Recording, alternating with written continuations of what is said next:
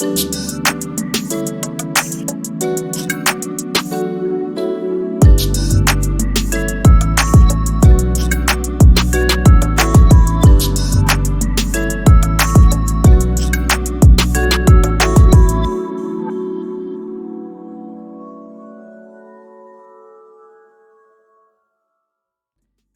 in the Script, episode 57, Ken killing Ken. That's based off of artwork done by a black dude. I'm gonna show that soon. How y'all doing, man? Another week. It's been a very fast week. Matter of fact, this year is going by very quickly. It's already almost at the summertime. May. What is it? May. What's the day? Damn, Travis. Your days really is starting to blend. Oh, they May 13th. Your day really is starting to blend. Yeah, the days and nights and months, years and hours, everything's starting to just go all into one. And time say they don't speed up, right? Yep, it's wrapping up real quick. Let me start. I have to say something. I listened to Kendrick Lamar's album. Oh. Now, Travis don't listen to that type of music. He's unable to compartmentalize and separate the fact that most people in the industry are compromised versus their artistic, what they put out. So Travis look at it as they all ain't shit, so I ain't listen to nothing they do. I don't care, which is obviously perfectly fine. But I still listen to people. And I know pedos. If you see what Chris Brown is. I know. Look at that picture Chris Brown is. Look at that picture Chris Brown just put out. That's all I'm saying. And that sweater, saying that jacket he got on. It is what it is. But what I'm about to say? Oh yeah. I forgot. They did the transcript. They record everything we say. Yeah. What I'm about to say is, I understand that most of the people in the industry are doing certain things, but I can still enjoy. I know that when I look at the media that they're putting out, whether it's music, movies, and stuff, you're being entertained by the beast. I know, but that's the point. Knowing is the value. But I listened to that Kendrick album. It's a lot in there. I only let Travis listen to one song. The argument. Yeah, what's it called? What's the name of that song? I'm we not cry together or something like that. Cry together. And show the argument how boy growing up, that argument is a staple. I can't say I heard that growing up. You ain't never been in those arguments? No. Okay. I'm serious. All right. I didn't come against you. I ain't assault you. All right, so I ain't assault you. All right, so let's go ahead and get into it now. We're going to start with the first story, which is not really about the person that it's about, but you'll see. Young Thug and the RICO charges. What we really want to talk about is gang culture. Yeah. If you see this picture here, this was a art done by a black man who he's done a lot of artistic pictures showing that the true KKK is us killing each other. That's why you see the name of it is Ken killing Ken, the KKK. And he made the point. You can make the point off of that is the new version of the KKK is the gangs in our community.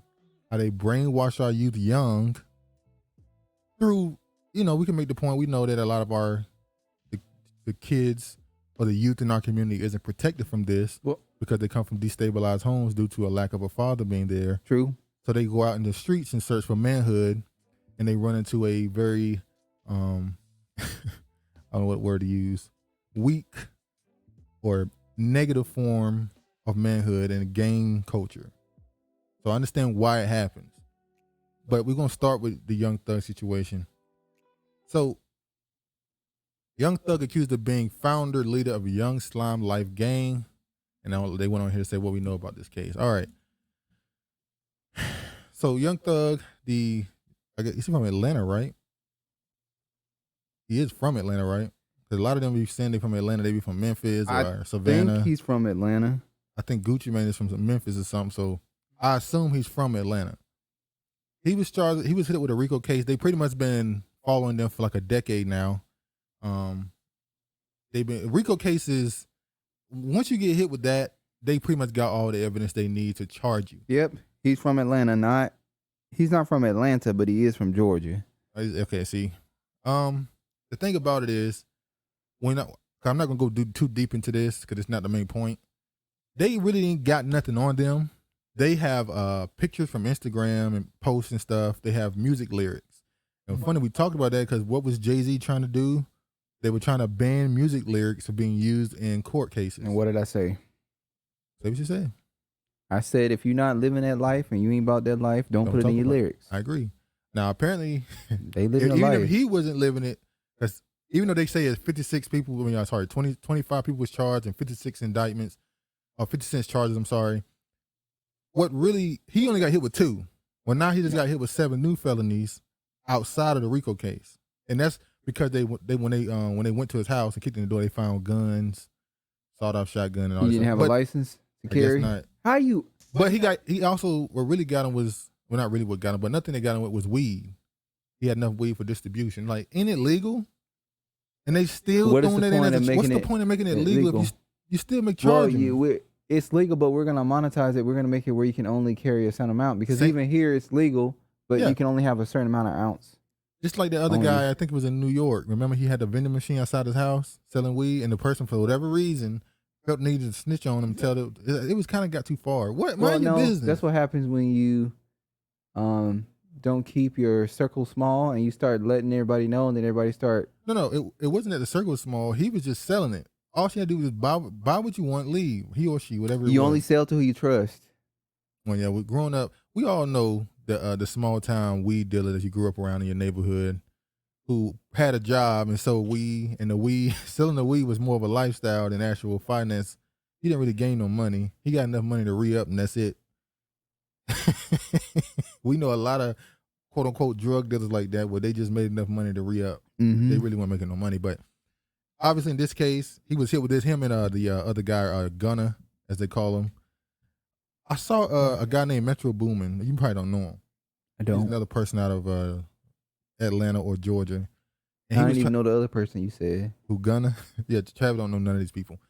These are all rappers and producers and stuff. But what happened was when they got busted and hit, the Metro Boomin dude started comparing Young Thug and Gunna to like black icons, like leaders. And people was like, wait, what? Leaders in the black community? Yes.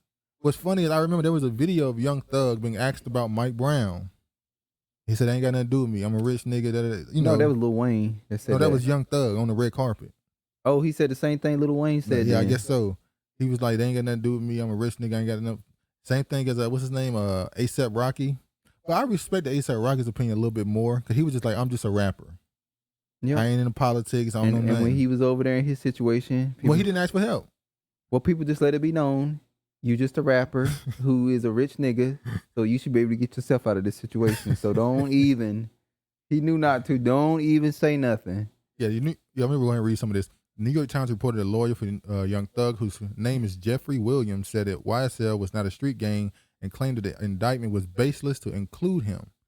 Mr. Williams came from incredibly horrible upbringing.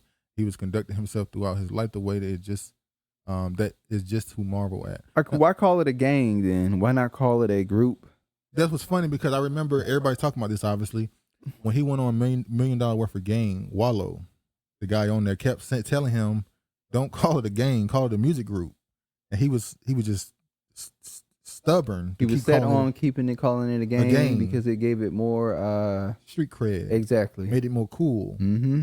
It's not cool. See what happens when you make shit more cool? And this affects... Shit get hot. You see here, Young Thug charged and alleged Young Slime life involvement.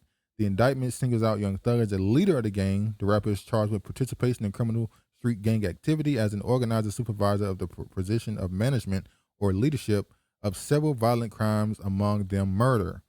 He is implicated as someone who could give gang orders. There was a second allegation like this. It states he was part of a call with an individual who was in Fulton County Jail. And in the call, the man stated he needed something. Young Thug allegedly pointed to another gang member to take care of it and flashed a YSL gang sign. The attorney are trying to get him out of jail. We know all this other stuff. Whatever. A key case in the 2015 murder, one of Young Thug's charges alleged he rented a car used in the January 2015 murder of Donovan Thomas Jr., described as a rival gang member. At the press conference Tuesday, D.A. Willis said that the murder created violence like Atlanta had never seen, and she framed it as a central event that led to the indictment this year. They also said that it was at a bowling alley. What? It was a murder at a bowling alley. Oh, that's what I'm gonna talk about. Go ahead. So the murder at the bowling alley was his baby mama. His baby mama. Oh, you yeah, remember a was month killed. ago when I said we should talk about that story, and you Yeah. kind of just blew it off? Well, now Well, it's, the it's perfect time to kind of talk about it. connected to it We'll go into it now. because they believe that because she didn't have nothing to do with it. Now they're saying she wasn't even involved with the argument. Yeah. Yet the person that stood outside the bowling alley We're trying to get at was him? intentionally waiting for her. So they believe that it was the YFL and YSL gang dispute between the two. Yeah. They retaliated against Young Thug to get at her. Remember, he never really came out and said Yeah. anything about his baby mama, which I found was very strange because you know I thought it was a sacrifice, Yeah. which it still could be a It still could sacrifice. be. But Man, let's be according to honest. this now, it's starting to tie in and make Well, sense. hold on. We know that gangs are a form of masonry. It was Yes, founded on that's a lot true. of. I have family members that are in gangs, and I've heard them say things when they're talking about dropping knowledge, and it's Freemasonry.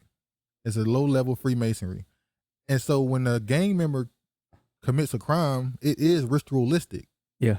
That's why in order to get into a gang, the serious gangs, they tell you have to do something to somebody in order to join. It is ritualistic. It's just kind of crazy how I just knew when I saw it. I was like, something ain't right about that. You don't wait outside. A man don't wait outside to kill a woman for 20 minutes outside a bowling alley because of a petty argument. That was something like, no, I'm killing you for a reason. I'm not just killing you over something petty. Yeah, Young Thug faces 7 new felony charges outside RICO case, denied bond. Him and the Gunna guy with denied bond. All right.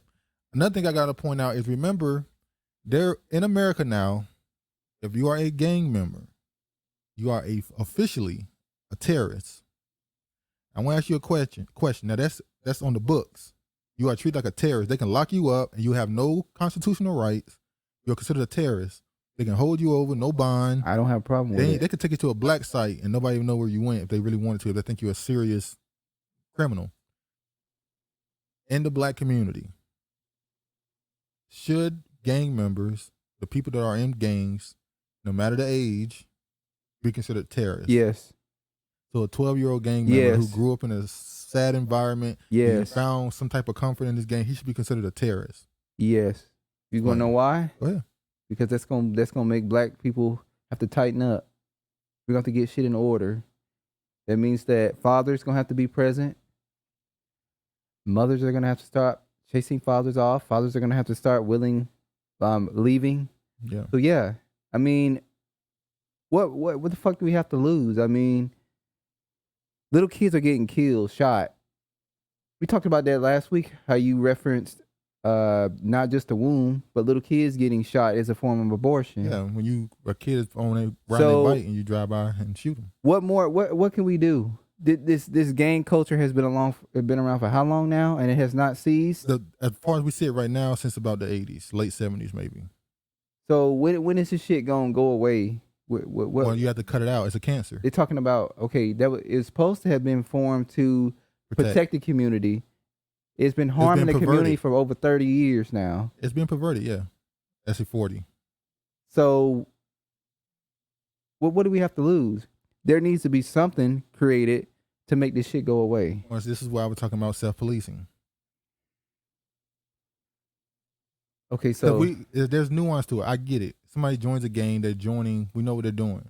what are they doing? But the youth, it's not necessary for that reason. Some people join the gang and they don't have this whole sad story of, I agree. There's a lot of suburban dudes that exactly. So we come can't from, not just a lot, I won't say say a lot, but it happens. we can't just say it's a sad story of I'm being not- raised I'm in a not- fatherless home. So I'm not saying it don't exist. Hell, there are people who live in the hood with a mom and dad and they still do it. exactly. My point is the ones who are kind of left behind and feel the need to join that environment, or they just get swept up with it. Shit Just be happens. cutthroat. Shit happens. You know, it's funny you said it because remember in China or an Asian country when they had that back in old times they had an addiction to heroin, and you know what they did? They went around and just shot all the addicts, put them out of their misery. Is that your way? Is that your thought? Not necessarily the actual killing, Well, that's a little extreme. but the imprisonment.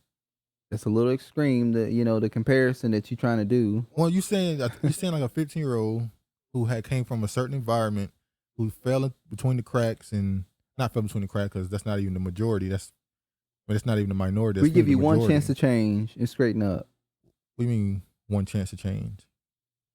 If you're 12, 14, 15, 16 in a gang, and we're doing this whole sweep of, if you are in a gang, you are considered a terrorist. Meaning, when we go in and we do this bust, we giving you one chance to straighten yourself up.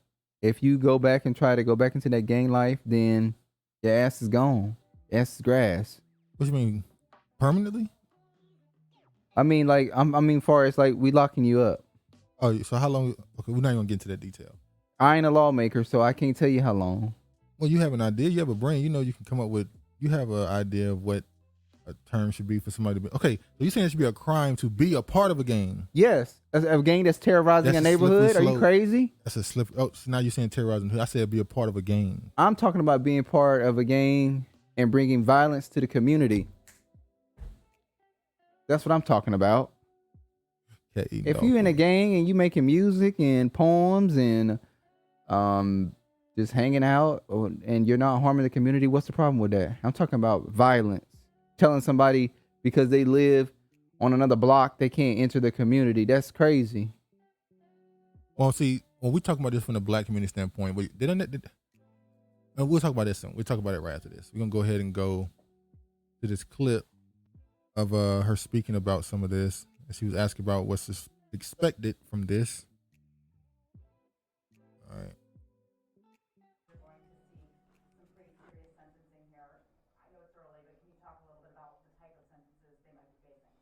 Well, we'll ask on the different charges for the maximum penalties, and there's obviously. You're absolutely right. These are serious times. They're serious allegations, and it is my opinion that violence in our community deserves maximum penalties. So they're talking about she's giving when they asked her, she never really gave a straight answer. Let me just show this last one right quick.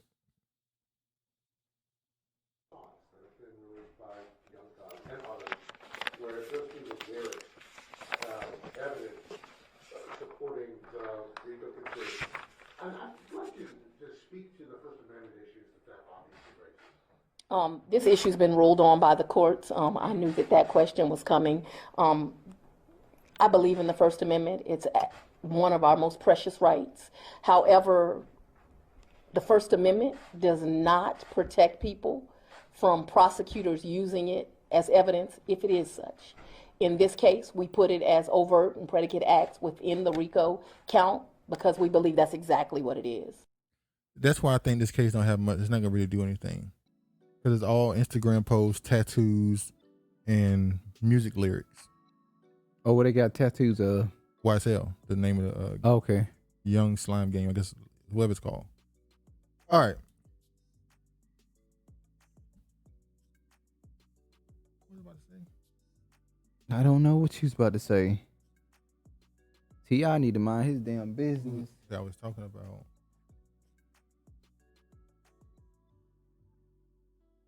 And consider you terrorists. Oh.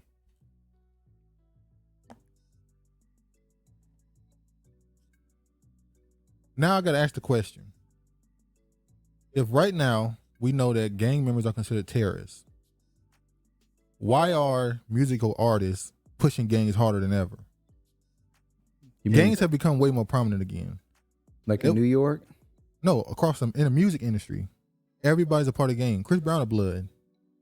But didn't like a laser beam getting focused on it, especially with what's his name? Tanashi? You can say that. 69. What is his name? Tekashi 69. Tekashi 69. Didn't it like start right there when it was like it was already gangs. I'm not gonna say it started there, but that when it became like noticeable. What you mean noticeable? Like with him hiring, I mean not him hiring, him pretty much Lil Wayne was doing that, Game was doing that. I know, but the media was talking about it more with him. No, it's just the internet. They were talking about it just as much with them. When I say media, I'm talking about not just YouTube. Like it got major attention with Tekashi 6ix9ine.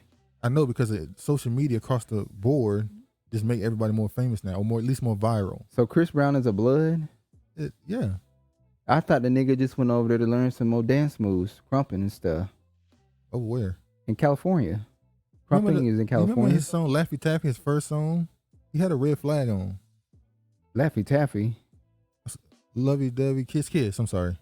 Oh, you're talking about with T-Pain. Yeah, Kiss Kiss.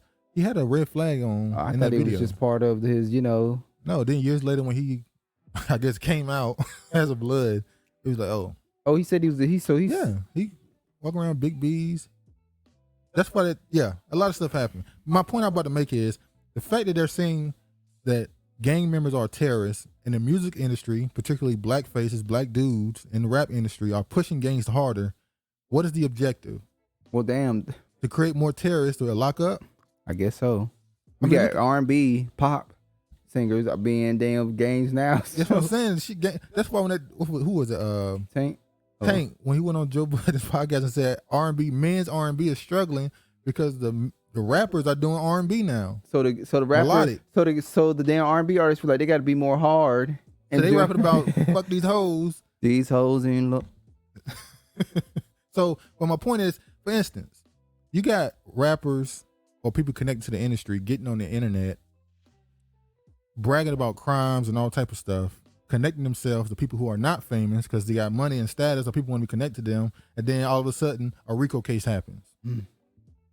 What are the probability that nothing happens to Young Thug, but all those other dudes get time? Oh, just like Tekashi 6ix9ine. Just like Tekashi 6ix9ine. Yeah. He came there. Oh, I'm just a rapper. I'm not really a gamer, but I'm paying them to let me be part of the game. Didn't you say Jack? How do you say his name? The white dude, Jack Harlow. Yeah, he's a part of it too, but they chose not to. They said he was mistakenly considered a part of. How was he mistakenly considered a part of? I don't know. Oh, just like that little white dude that went off in California and was a gang, and then they just let him go like he didn't do nothing. He went with them to kill somebody. That's an accessory. And they just said, well, he wasn't. Well, he's white. We know that he wasn't going to do anything. He was just going to be watching. He just wanted it for street cred. But I blame them niggas for letting them. Niggas. I blame them for letting somebody. Exactly. I blame them. Just like I blame them for letting 6ix9ine Tekashi be in it too. Yeah. So it's just funny to me. You got a lot of artists pushing gangs, and then they get caught, and the people underneath them go to jail. So yeah. I sound like an old dude. I can't even get people named 6ix9ine Tekashi 6ix9ine. It's Tekashi 6ix9ine. You can tell that. Not 69. You can tell that. No, I ain't old. So but you can tell. You could tell I'm old. You ain't old. Older. T.I. questions why KKK hasn't been hit with a RICO case since amid Young Thug and Gunna's indictment. Here's a problem. Oh, killing Ken. Exactly. Here's a problem with black people right here. When something is going on in your community, you shouldn't immediately compare it to another one.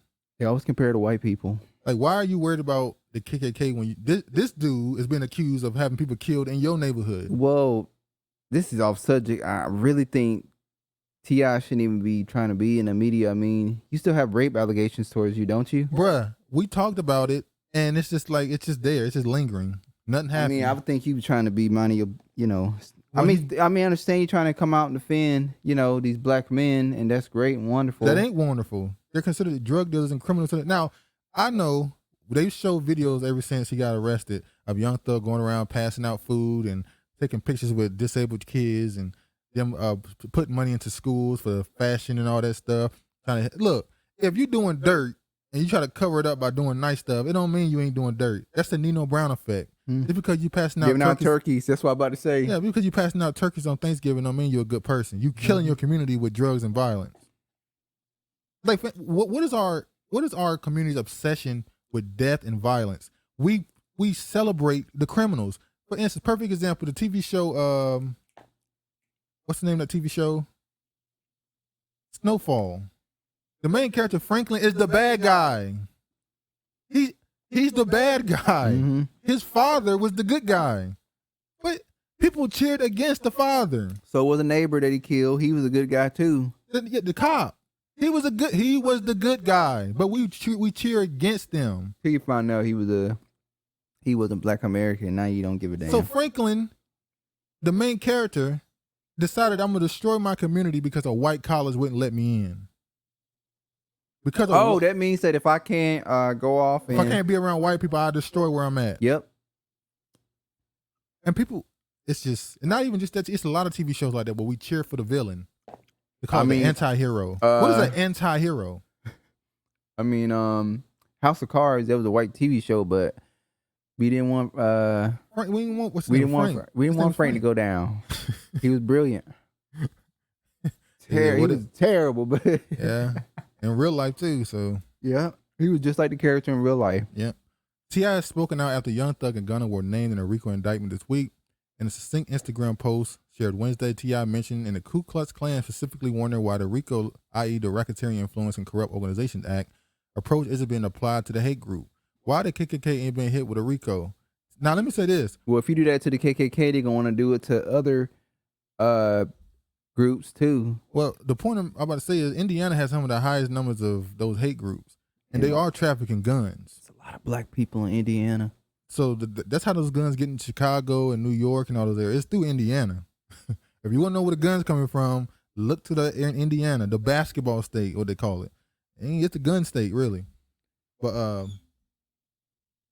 why the KKK even hit with RICO? T.I. asked the Post, which quickly drew discussion further in comments from a number of notable names, including director Dion Taylor and radio personality Ebro Darden.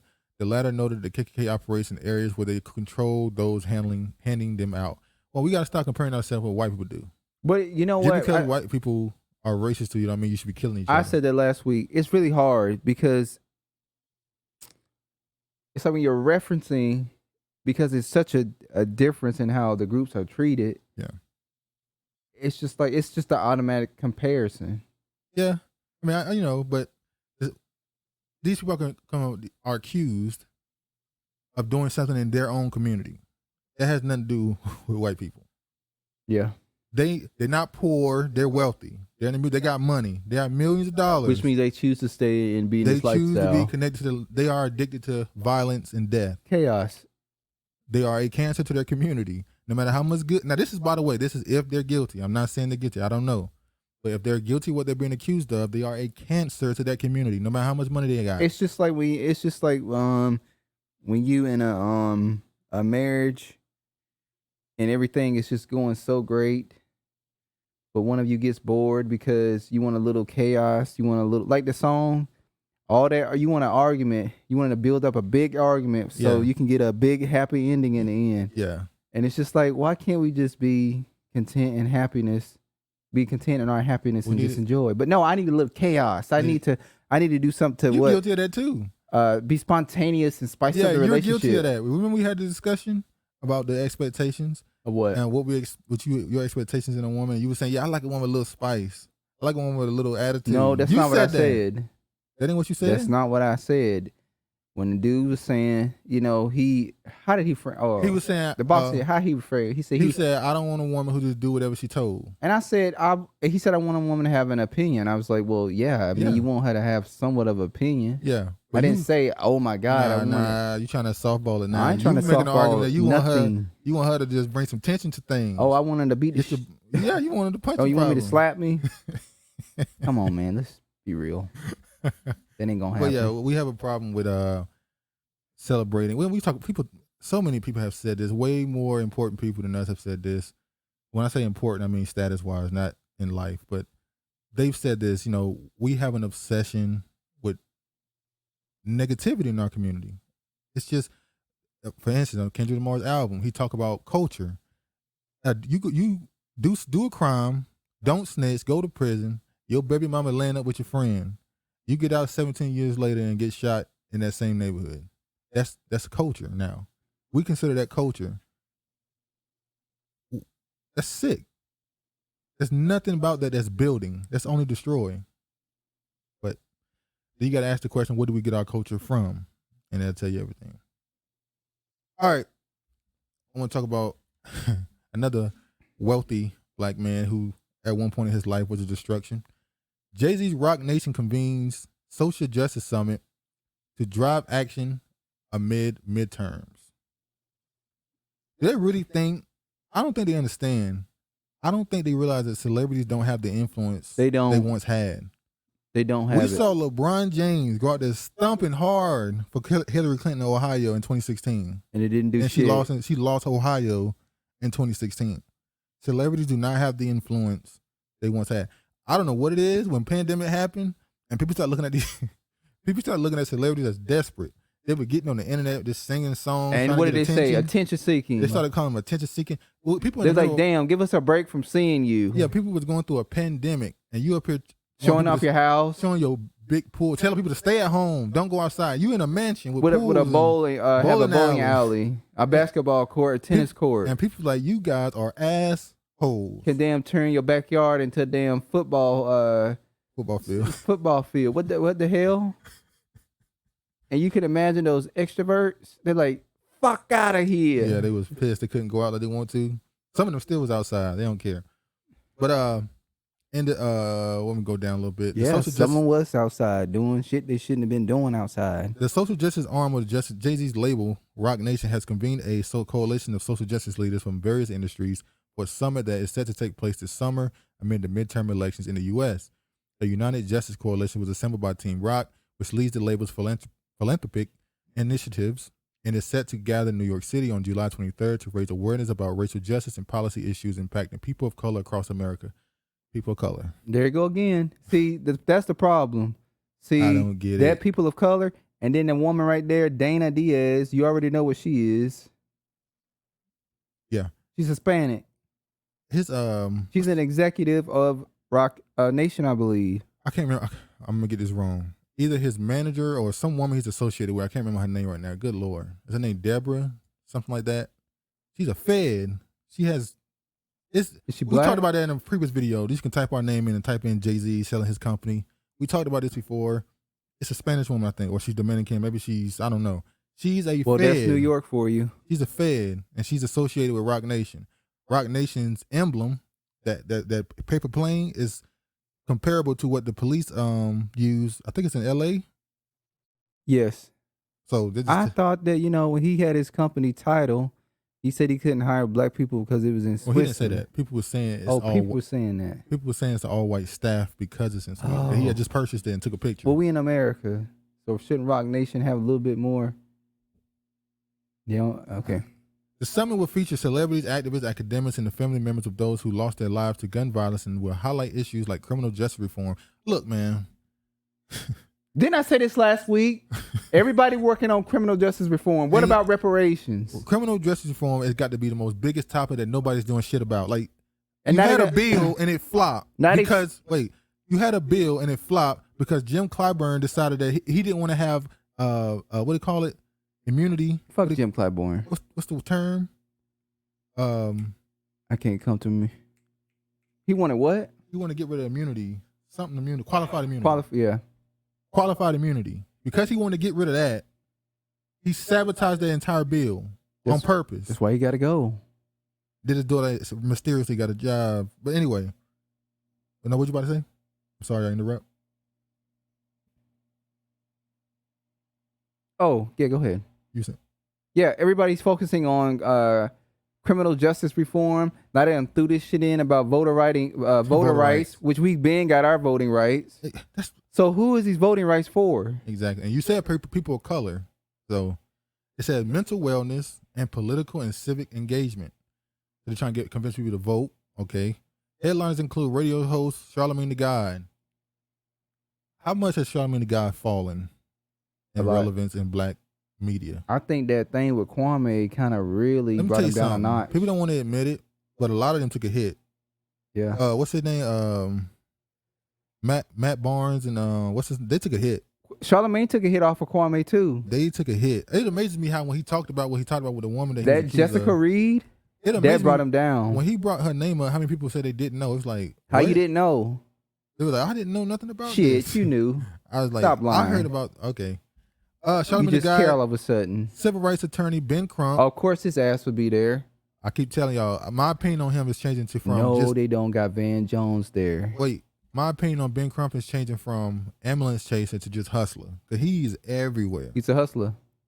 Dream Corp founder Van Jones, Until Freedom co-founder Tamika Mallory, Cadillac, and professor and author Michael Eric Dyson. Oh, we got something on his ass later. Something happened with him that I know people probably knew about it, but I didn't. I did not know what Michael Eric Dyson was accused of. The summit will also feature leaders from prominent organizations around the country and family members of individuals who were shot and killed by police officers, including Michelle Kinney and mother of Antoine Rhodes II, Elisa Findley, and sister Botham Jean. Botham Jean. Yeah, you better not invite the brother, because, yeah. Well, we know else who they ain't going to invite.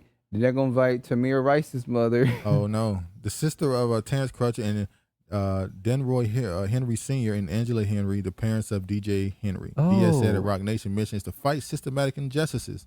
It's synonymous with the mission of hip hop. No, Angela Rye. She just has been in the back for a while. You now, gotta leave Angela Rye alone. She done died out. She went on about her life. She's somewhere eating her lettuce and tomato. Leave Angela Rye alone. Angela Rye just done disappeared on us. I'm coming to the defense of Angela Rye now. Leave her alone. Yeah, you would come to the defense of Angela Rye. What that supposed That's to mean? what you do. You defend a lot of people that shouldn't be defended. Who I defend? Hey, you got your boy. You got your boy. Governor. Mayor Adams. Please, you got what you wanted. You don't want Clyburn to leave. What I said that? You were highly upset that dude went to that fish fry. You said, ain't nothing wrong with having a fish fry. How's that coonish having a fish fry? I was upset. You were upset. No, I was upset you saying that. I thought you were going to attack me. I had to remove myself from the set. Having a fish fry is not coonish. That's just crazy. No, for him it is. I specify for him it is. All right. Now here's Tamika Mallory. This is the person on Twitter who was making the point that they don't like her. There you go, attacking a black woman. That they don't like her. But this is what she had to say about people who... You just had to attack the black woman. You couldn't attack any of those other niggas. You chose Tamika Mallory. This is what they had to say about this is what she had to say about people who don't like her. Two things I want to clarify that Linda said. I'm not sure the LMPD didn't kill Travis, so that's number one. And number two, some of y'all don't like me, and no, I don't love you. I don't like you back. So let's just get that straight today. That's Linda talking, but that ain't me, period. And that's period. No justice! They don't want you there, and you're forcing yourself in front of people. What is wrong with you? Now, this right here, the person who put this video up, they said that she came to their town, and she said this, and then she said, then they said they made sure they was at the front of all the marches so the cameras could be on them, so you had to go behind them. Bruh. It reminded me a lot of when Black Lives Matter started in Ferguson with Darren What do you Seals. call that? That's gatekeeping. Yeah, Darren Seals said. He was like, man, the cameras came down here, and they just started putting the cameras in front of them. And we was like, who is they? Who are these people that just came here? And now CNN, as MSNBC, is putting the camera in front of these people. Y'all not doing it right. Y'all supposed to. What happened? Who was it? You remember somebody died, and Reverend as soon as he stepped down, they said, "Get out of here. We don't want you here. Leave." Oh, that's how you do. As soon as they land their ass in the city, you tell them to get out. It was we don't want you here. I know you're talking about. Yeah, I remember that. The family in the city said no. No, we don't want you here. So when she said, "I don't care if you don't like me, get out of here." Yeah, it should have been disruption on the stage. Yeah, they said right here, this disrespect was real. Telling folks to walk behind them in our own effing city, only wanting the cameras in front of them to get footage for the season finale footage of Real Housewives' love and hip hop. It was disgusting. It was disheartening. People were let down. All this could have been avoided with connecting with people outside of who was trying to ride the wave and actually fighting the black liberation. Our fight isn't footage. Oh yeah, this is when what's her name? When they started bringing those women on there to talk about injustices and stuff. They were trying to expand their Now talking about Tamika Mallory, another person on there. Like, we already know Charlamagne with a Jessica Reed thing. Oh, this the rapper. I don't know. How the hell did Jay-Z put Charlamagne the God on a panel for justice for black people? People of color, when and he's accused of sexually of assaulting a young black girl, now a young black woman. Like, it tells you Jay-Z ain't shit. oh, we already knew that, man. All right, another one here. This is now, we did Charlamagne, we did Tamika Mallory. Well, we didn't really go in on Charlamagne like we could have. What do you mean? We just brought up the man who was accused of sexual assault. What else can we do? Throwing damn bonkies at people. Oh, yeah. Yeah, Charlamagne answered some stuff. Georgetown investigated Professor Michael Eric Dyson for student harassment allegations before his hire by Vanderbilt. I ain't heard nothing about this. No, now, maybe I wasn't paying enough attention. CNN didn't. I didn't see CNN report on it, and SNBC report on it. No, I'm saying they probably did. We just didn't see it. I don't watch. Oh, they did a short list, but he still be on there as a commentator. So I don't watch cable news, so I don't know. But my point is, this wasn't a viral story that I remember. Maybe it was. I don't remember the story. So basically, he was accused of being a little too overly friendly with some of the students who would tell him the boundary, and he would still try to cross it. At that point, it is harassment. And this is Georgetown? Yeah, but then he's not with Georgetown. He's not with Vanderbilt. Vanderbilt? I think he's still with them. Oof. So, and you notice his profile has kind of died down. Because remember when George Floyd thing happened, all of them was eating off of that, boy. Every camera, they was just making sure they get in front of it. His profile has kind of died down since. I think last time I saw him was on ESPN. George Floyd fed Black Lives Matter. Reverend Al Sharpton's, what's it called? TANA? Yeah. I mean, it was. He fed a lot. People got jobs because of him. Entire companies was built because of him. That energy of the black man's death, boy, let me tell you something. When people can't make money in your death, you're valuable. But when we talk about these gangs and stuff, I also want to mention, we talk about the KKK. We don't talk about these other gangs. We always know about the MS-13.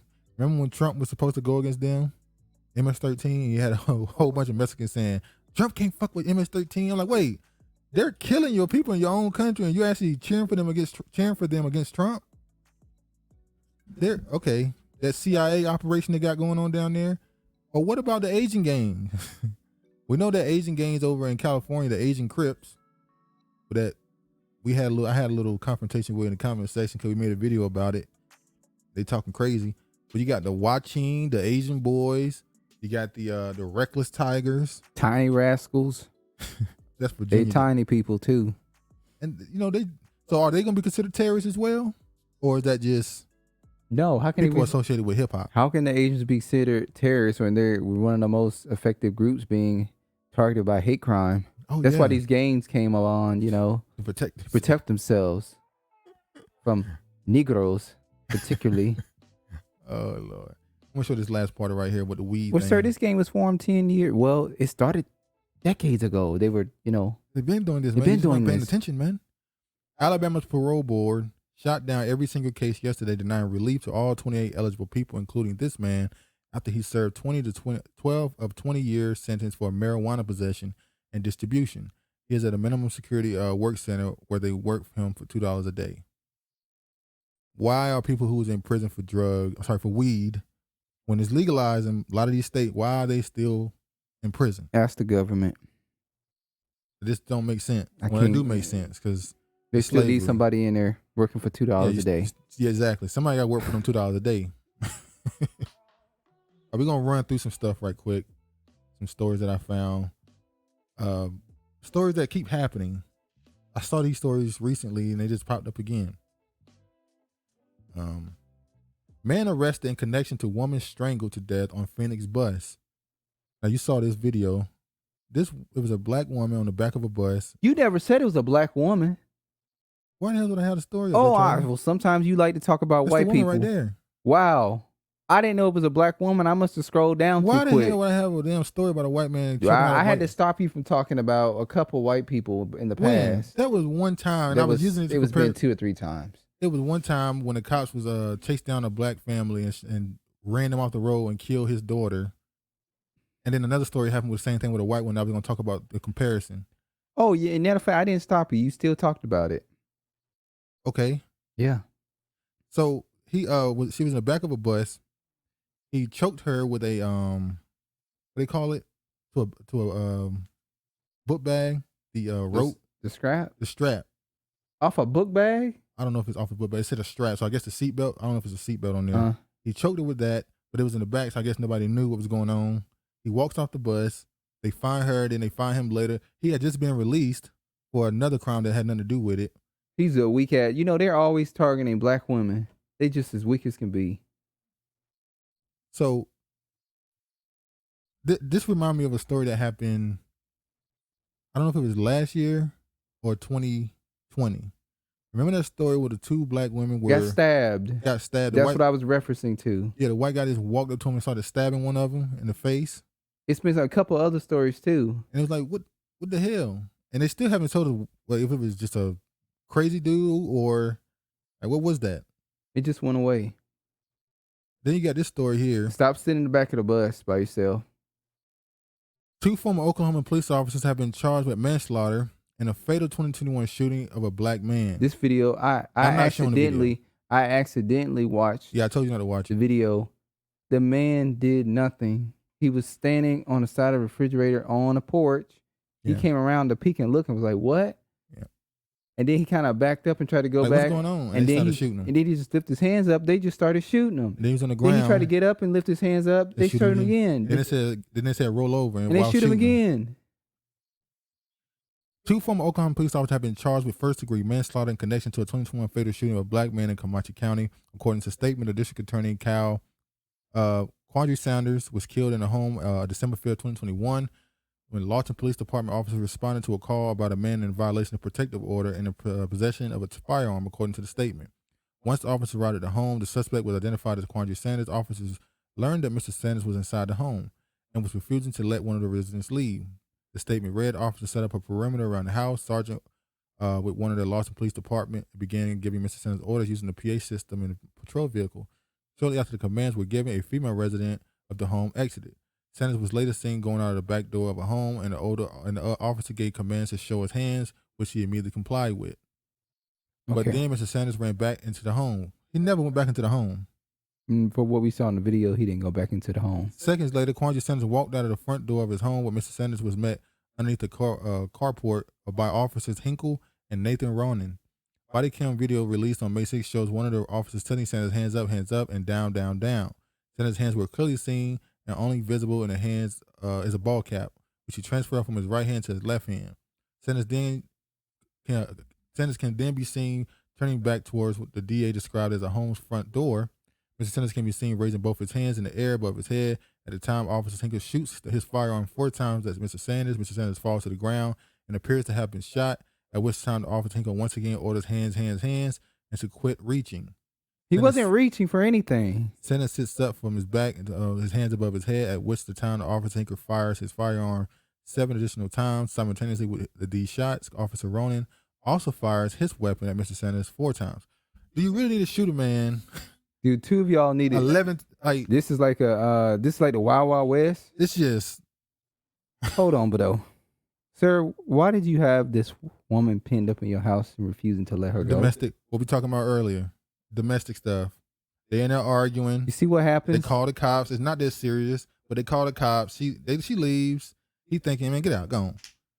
She walks out, and next thing you know, this. He didn't know the police was out there? I think he did. He said they was on they were telling him to let her out, and then she got on the PA announce thing, and she finally walked out. But he didn't let her out immediately. No, I guess not. Yep. It's always something with the story. According to the autopsy report, the medical examiner says Sanders' cause of death as multiple gunshot wounds. Okay, Sherlock, of course. I'm not gonna show the video, but they just gunned him down. Yeah. All right, let me show this other one.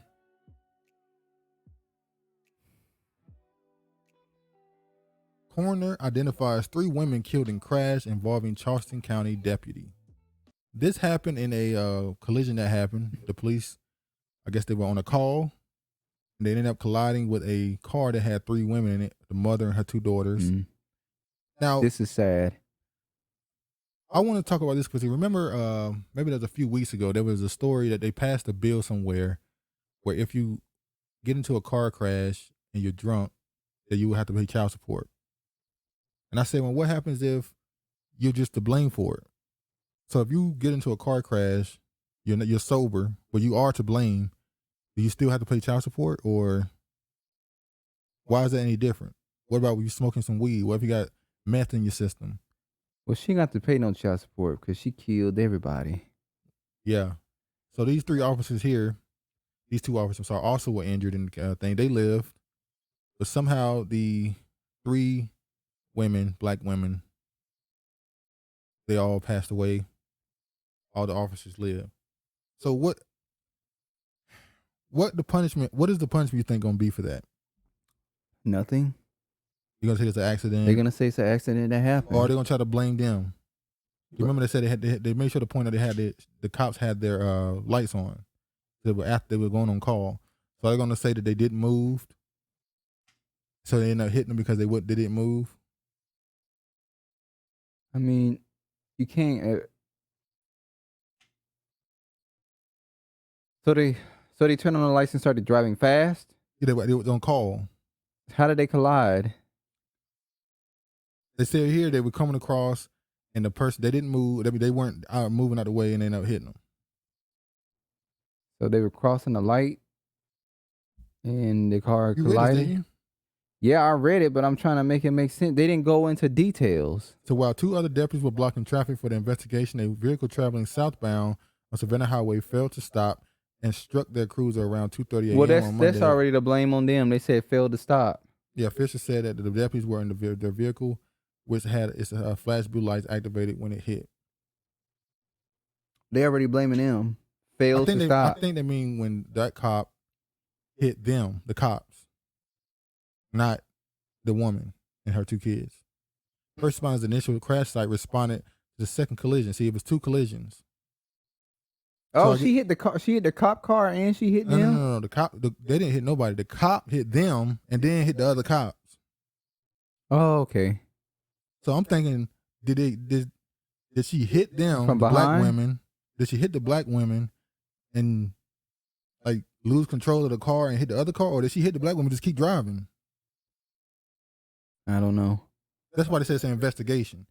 Because in this, what I read, it didn't really say whether or not she hit the car with the black women and lost control of the car and ended up hitting the other cops, or if she hit them and just kept going and ended up hitting the other cops because she didn't stop and they had their lights on for the scene. So, South Jersey mother describes being reunited with 4-year-old son after park abduction. That ain't what I got from it. We're gonna just let him hear it in. Kidnapped yesterday by a stranger, but eventually found thanks to an Amber Alert. Action News reporter Annie McCormick talked to the boy's mother about the emotional ordeal that she says no parent should ever have to face. What's that? Just yesterday, 4-year-old Lincoln was abducted by a stranger. He was the subject of an all-out manhunt from New Jersey to Delaware. Today, he's back at his favorite playground in Salem with his mom, Alante Jennings. You know, when you bring a life into the world, it's a very special moment. So just imagine if somebody snatched that away from you. Lincoln was playing at a park inside the Harvest Point Apartments on Greaves Parkway in Salem when he was taken, allegedly by this woman, 25-year-old Deschalise Velez Fernandez, around 11 in the morning. By hour 2, Jennings says the Dulce Alaves case crept into her mind. At 5 years old, Dulce was kidnapped in 2000. Now, this story is about a black woman's 4-year-old son being kidnapped, And they made it about. but they made most of the report about the Spanish little girl, whoever she Dulce. is. She's Spanish, dude. I want about to say Native American. They all. She's Spanish. So the news report is about the black woman and her 4-year-old son, but somehow it turned into be about this Spanish little girl. You thinking about another child and your son is missing? Not just her. The news, they went on to talk about that case completely. Like she brought it up and they ran with it. They were like, "Thank you for getting us out of that one." Not far from Salem and has not been found. And it was making me kind of like go crazy in my head because I'm like 20 minutes from here. 6 grueling hours later, Lincoln was found on Route 13 in Delaware with Fernandez. It was the best feeling that I literally ever felt in my life. It felt like just his embrace, his hug. He was super excited when he saw me get out of the police truck. So he's like, "Mommy!" And he ran up to me, gave me this big hug, and was jumping all over me. Jennings now can't stop thinking about other missing children, including Dulce. I still feel like there's hope for her. You feel me? There's hope for anybody that goes missing. Ready? Never. What? She got her son back, and I would think that you would have been jumping all over your son and crying when you saw him get out of the I will car. say this: I did find it strange how she told how She that just happened. seems like she has no emotion, to be honest with you. That was kind of, but the fact that they made it about the Spanish little girl. And look, I'm not saying the Spanish girl shouldn't be found. I don't care. But how do you make this story about that? I don't know. That's just, yeah. Quick story here. TV judge Glenda Hatchett allegedly groped by Georgia sheriff who is now being charged with sexual battery. What the hell going on? How the hell you just grope her? Well, they call her a TV judge. Judge Hatchett still got it. But what the hell you doing just groping a woman in front of everybody like anybody gonna do something? And the man he said that when he saw him do it, he checked him like, "What's wrong with you? What you doing?" They had to get stuff in order. He said Glenda was kind of out of it for a little bit, but she got it together because she's strong. I said, okay. She won't. Don't say it. The Quaker. Oh yeah, Quaker and Aunt Jemima. That The picture is legendary. So that was just a crazy story. It just popped up like, what the hell? I ain't seen this woman in how long? At least 10 years. Well, I don't think she's been off TV for that long. Maybe she. Well, I hasn't. ain't seen her in 10 years. And this is the first time she popped up. Like, okay, all right. When they got him, he's going to jail at this point. He's not going to jail. Let's be honest. He's going to pay some type of fine and be on probation or something. Who knows?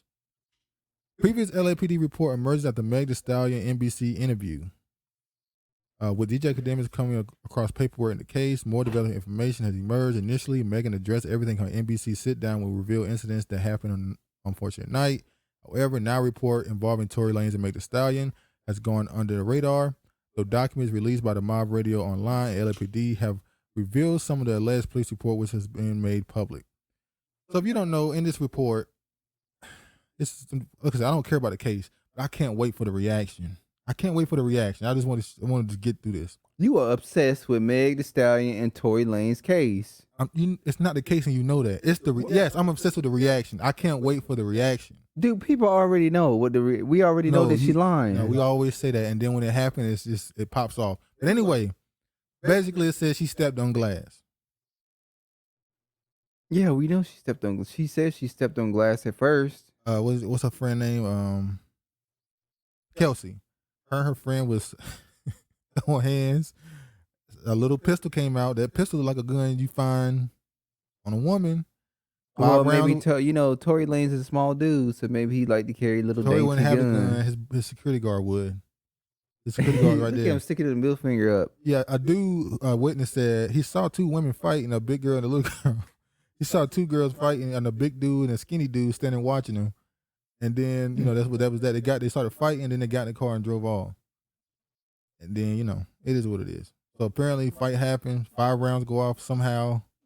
Gun residue on the friend's hand, not on Tory. But Tory, when the cops come, is closest to the gun. He's charged with gun possession, not shooting. He didn't get charged with shooting somebody until 2 months later when Meg went on Instagram and said, "Tory shot me." We saw the reaction she got from the NBC News show interview. I don't think was what she expected. A lot of people was like, "This look like." His face. People like, this look like bullshit. Especially Gayle King. Gayle lost a lot of points when she went at Kobe. It's bullshit on all sides. Tory Lanez has been literally going along with the story too. It's storylines for all parties involved. It's just in the end, Meg gonna be affected the most. Yeah. What the hell is that? Our teacher is coming out to their students. Why would a teacher come out to their students? I don't know. I just want to show this. You know what? Your personal life has nothing to do with when you go to work. So why are these freaks being hired, going into these classrooms, especially, and you notice how they only do it elementary, because they know when they take the ass to high school, they're gonna roast they're them. gonna get roasted or they're gonna get their ass whooped. Like, yeah, high school's fighting now. They fighting teachers. So why y'all keep going after these little kids? Cause they some fucking pedos. Yeah. All right, go to the next thing. We're gonna talk about an old topic. Hold on. All right, let's go to the next thing now. All right. Patrisse Cullors, Black Lives Matter co-founder, says Candace Owens is outside her house harassing her. This was a story recently. Candace Owens is back to her trolling. What? Well, what about all these these leftists going to these conservative people's houses and being outside their house? Would Patrisse Cullors say that's a form of harassment as well? Well, she would say, I didn't tell people to do that. That was, you have people in the Democratic Maxine Party Waters. that are telling people to do that. That was Maxine Waters, Also, AOC, Beetlejuice, Chicago. Oh yeah. Mayor Lori Lightfoot said, "You gotta get in these." She said, after what Supreme Court did to Roe versus Wade, they're coming after us next. Talking about the lesbians and gay. LGBT. She said they're coming after us next. Time to take up arms. I was like, damn. They said that lead to a warrior spirit. But we'll move on. So that's right here. She got criticized for the $6 million house. We know. Some of them go straight to this. Candace Owens is has been hard and challenging and amazing and have created an incredibly dangerous environment for me. This morning, I woke up to Candace Owens being outside of my house with a news that I come outside. And when I looked at the video recording of what she was asking about, she was actually asking about the Black Lives Matter Global Network Foundation property. And for some reason, seems like she thought my house was that. It's unacceptable and it's dangerous that any stranger come outside of my house, but it's really unacceptable and dangerous when Candace Owens, another Black woman who is actually working as a part of a right-wing agenda, comes outside of my house with cameras. As you all know, I've experienced, and many of us have experienced, death threats. Many of us have children. Many of us are super vulnerable. And the fact that she's came outside my house and demanded things, harassed me, is unacceptable. It is unacceptable. And I'm going to keep doing the work I need to do to make sure that I'm in right relationship with my community, but I'm not going to let the right wing and right-wing pundits and media try to drive me against my community and have the community driven against me. I'm begging and pleading with all of you all to pay attention to what's happening to me and to many other people, many other leaders inside of this movement. Pay attention to what's happening, because what happened to me today has the potential to open up the floodgates of many other right-wing people that may next time be bearing arms. Whoa. But y'all been doing this the whole time. Hold on. Okay. They have turned activists and politicians into celebrities. Exactly. The only people have ever said, I'm sorry, the main people who have complained about paparazzi and media have been celebrities, tabloids. It's been normal for politicians and quote unquote leaders to have cameras in their face. Yes. It's a shame now. There used to be a time when a politician would call into a network show like MSNBC, CNN, Fox. And you know who they would talk to on the show? Not the host, callers. Remember that? When politicians had to take calls and talk to regular people, when it was not, you didn't have to wait for a town hall to talk to your local politician. You didn't have to email to schedule a meeting that you might probably not even gonna get.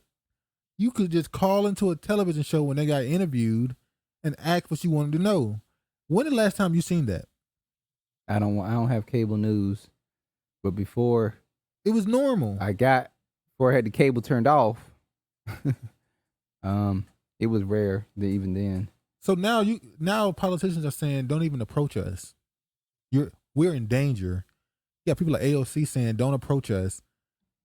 Why not? You're a politician. You're a public You're supposed servant. to be heavily scrutinized and under a light. Yes, there's going to be camera crews and news stations and people wanting interviews and ask you questions about certain things. They can't answer the questions, or they don't want to answer the questions. The fact that now they're painting people that, now I know she's not a politician. I'm expanding the point that the idea that media is now supposed to just stay away from the politicians and the quote unquote leaders and just stay on their platforms and react to stuff on the internet. You're not supposed to actually go get the story. If you're calling yourself a leader, you should expect to have heavily scrutinized, and you should know that people are going to come step to you and ask you questions. Did she ever speak out when these people were going to these politician houses with and talking about pulling out guillotines on these people? I mean, look, this was the leftists. I'm not a right winger, but Ryan, what's his name? Ryan, God, Rand Paul. Okay. Rand Paul, when they went, didn't they break his arm or his back? They broke his back or something. Something they did to his ass. But yeah, okay, I'm gonna ask you this question. Go ahead and get through this. Is that harassment? I don't think that's harassment. Borderline harassment. You call yourself a leader of an organization. When she's not allowed, she stepped down, but you have that level of profile. Yeah, but she's not a politician. No, not just politician. Anybody who called himself. I You're know, connected to a organization that has a lot of influence. Or For me, it's not harassment, but I'm going to say some people are going to say it's borderline harassment. I mean, it is what it is. You listen, if it was go to house every damn day, but I shouldn't have said that. Oh yeah. Oh God. Black Lives Matter co-founder admits she held parties at mansion bought with donor funds. That's not surprising. Black Lives Matter co-founder Patrisse Cullors admitted in an Associated Press interview she spent overnights and hosted multiple personal events at the group's controversial Malibu mansion. They got a house in Malibu? That's what I mentioned at. Oh. Cullors' statements came after she claimed she have never misappropriated funds related to the Black Lives Matter Global Network Foundation purchase of $6 million Malibu home with donor funds. She went on to say, yesterday in an article in New York Magazine, a despicable abuse of a platform that intended to provide truthful information to the public.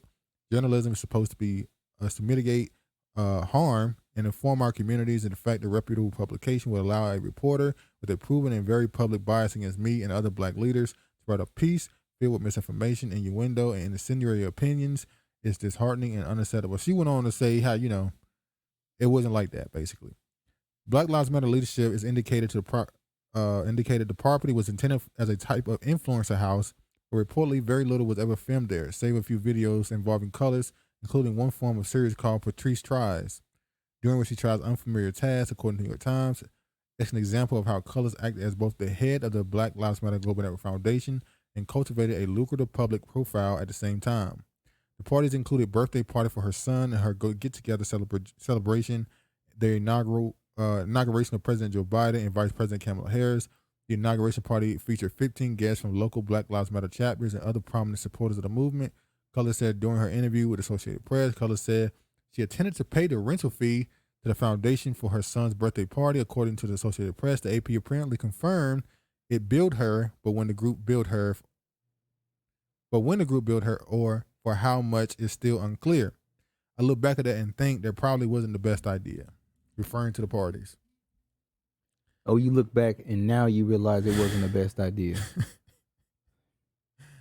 So, because people on your ass now. What is this called? I forgot what it's called. Remember that show we were talking about, House of Cards? A lot of times he would release truthful, hurtful information to cover up something bigger. Mm-hmm. The Clintons are known for doing this. The Clintons are known for they release some bad news here, but you won't pay attention to the big story over here. That's what this is. She's admitting to, I had parties for my son. Who can really get mad at you for having a party for your son at a damn mansion? Would you really get mad at that? Yeah, she shouldn't be having parties for her son. That's not. It's a birthday party for her son. It's not. That's I'm not not the saying purpose it's of the right, house. but It's for that. I'm not saying it's right, but I'm not gonna get infuriated. I am. I'm infuriated that she had a party for her son there and she didn't pay the bill. The point is, of course, you would admit to that. That's one of the small, minor things you can admit to. Oh, she just had a little get together for her son. Oh, and the inauguration of President Joe Biden and Kamala Harris. Really? Neither one of those stories is a big deal. But you say that to cover up with something bigger. You have to admit to something so people will get off your back. If you constantly deny, it's going to stay right there on you. So admit to something so people go, oh, see, look, she admit to parties. Then people read it, a birthday party for her son and the inauguration. Oh, those are little things. And they're going to walk away. People going to think that's it. No, she done did some other stuff there. It'll come out later. He said it so matter-of-factly. And we'll be here to talk about it. I hope so. Shit. I hope so. Like Kodak Black said. I hope so. You think you love her? I hope so. Lord have mercy. All right. Ooh. All right. Senate Democrats' bill to keep abortion legal nationwide falls to GOP-led filibuster. Senator Joe Manchin joined all Republicans in voting to block the legislation, which Democrats want to highlight in the 2022 midterm elections. So they knew this was going to flop. They knew they were going to get this through. This is a part of their push for the midterms. We've already talked about this. Yada, yada, yada. Let's just, hold on. All right. We already know this is what they had planned to push themselves in 2022 because they really had nothing else to fight. It was just like, it was going to be. Reparations. That ain't they fight. We know that. And now look at this. Some birth control could be banned if Roe v. Wade is overturned, legal experts warn. The way the draft opinion is written, it opens the door for a lot of unanswered questions that could allow conservatives to really target contraception. There's only one form of birth control. You read this? Yeah, I read some of it. Basically, you think it's more scaremongering or this is possible? Is this them saying? Well, if they're trying to get rid of abortion, why not eliminate another source, birth control pills? If you really want the country to produce more bodies to be slaves, to go into the workforce, then you got to get rid of all ways of trying to prevent them from not having kids. It's funny because didn't they announce? They just announced male birth control a couple months ago. Remember that? Oh, they trying to take it off of the woman and put it on the man? That's and they said saying? dudes walking around with big butt. Dudes said I'm walking around thick as hell. Thicker than a bowl of grits. Dudes when walk around thick because they're taking birth control. He's thick. But if this is scare tactic, then obviously, oh look, they're taking Roe v. Wade. Oh look, and they're taking contraception. You better do something now. Better vote for us right now. Or it's gonna go bad for you. And I be sitting there like, or is this true? And they really trying to you having these babies. The numbers is plummeting. We got no workforce. We can't keep letting these other people come in because they changing the demographics of the country too much. It's too much of a pace. They got to bring them in. We need you to pop babies out. We're not even going to let you. Hell, when are you going to get rid of condoms? Well, hell, most niggas don't use them. I'm saying, when they going to say, no condoms? I don't like the condom, baby. I don't like the way it feel. I like to feel the real thing. I just want to feel the real thing. Okay. Hell, that ain't. Nah. See, yes, that is how I say. Or some of them, I don't want you putting that shit in me. What? My point about to say is, it ain't always a dude. No, it's not always a dude. Sometimes it is women. So, I don't like the way it look. Oh, I can't really see nothing. Oh Lord. All right. So it might be. We know their numbers are dwindling, and they need. Are they willing to really go that far to force you? I believe so. So let me show this video. Oh, this was kind of my body. Ooh, watch your language, young lady. Shit. I mean, what she had talking about? You hostile. What she talking about? The last thing you should be worried about is her language. But look at that. But suicide is the third leading cause of death among teenagers in America. So if these motherfuckers are so pro-life, wouldn't you think that they want to invest in social services like mental health care?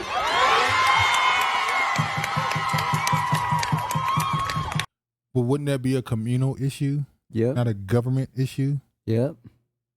If you have a mental health problem, that's not something the government should fix. That's your community. I said the government should invest themselves in helping these people of color, quote unquote, to help poverty, to keep. So if they are having kids, they won't be stressed out and they'll want to produce more kids because, you know, they're not in so much poverty. I don't think that's the reason why that's happening, though. What?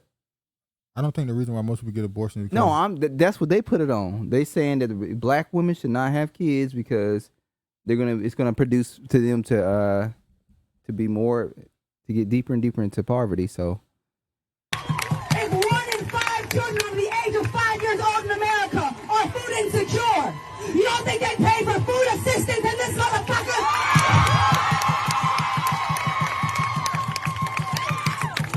You know, I'm not gonna watch the rest of this, but that was funny. I saw these. Remember we saw that march, and it had a group of white people, and guess who was right in the middle? the black woman.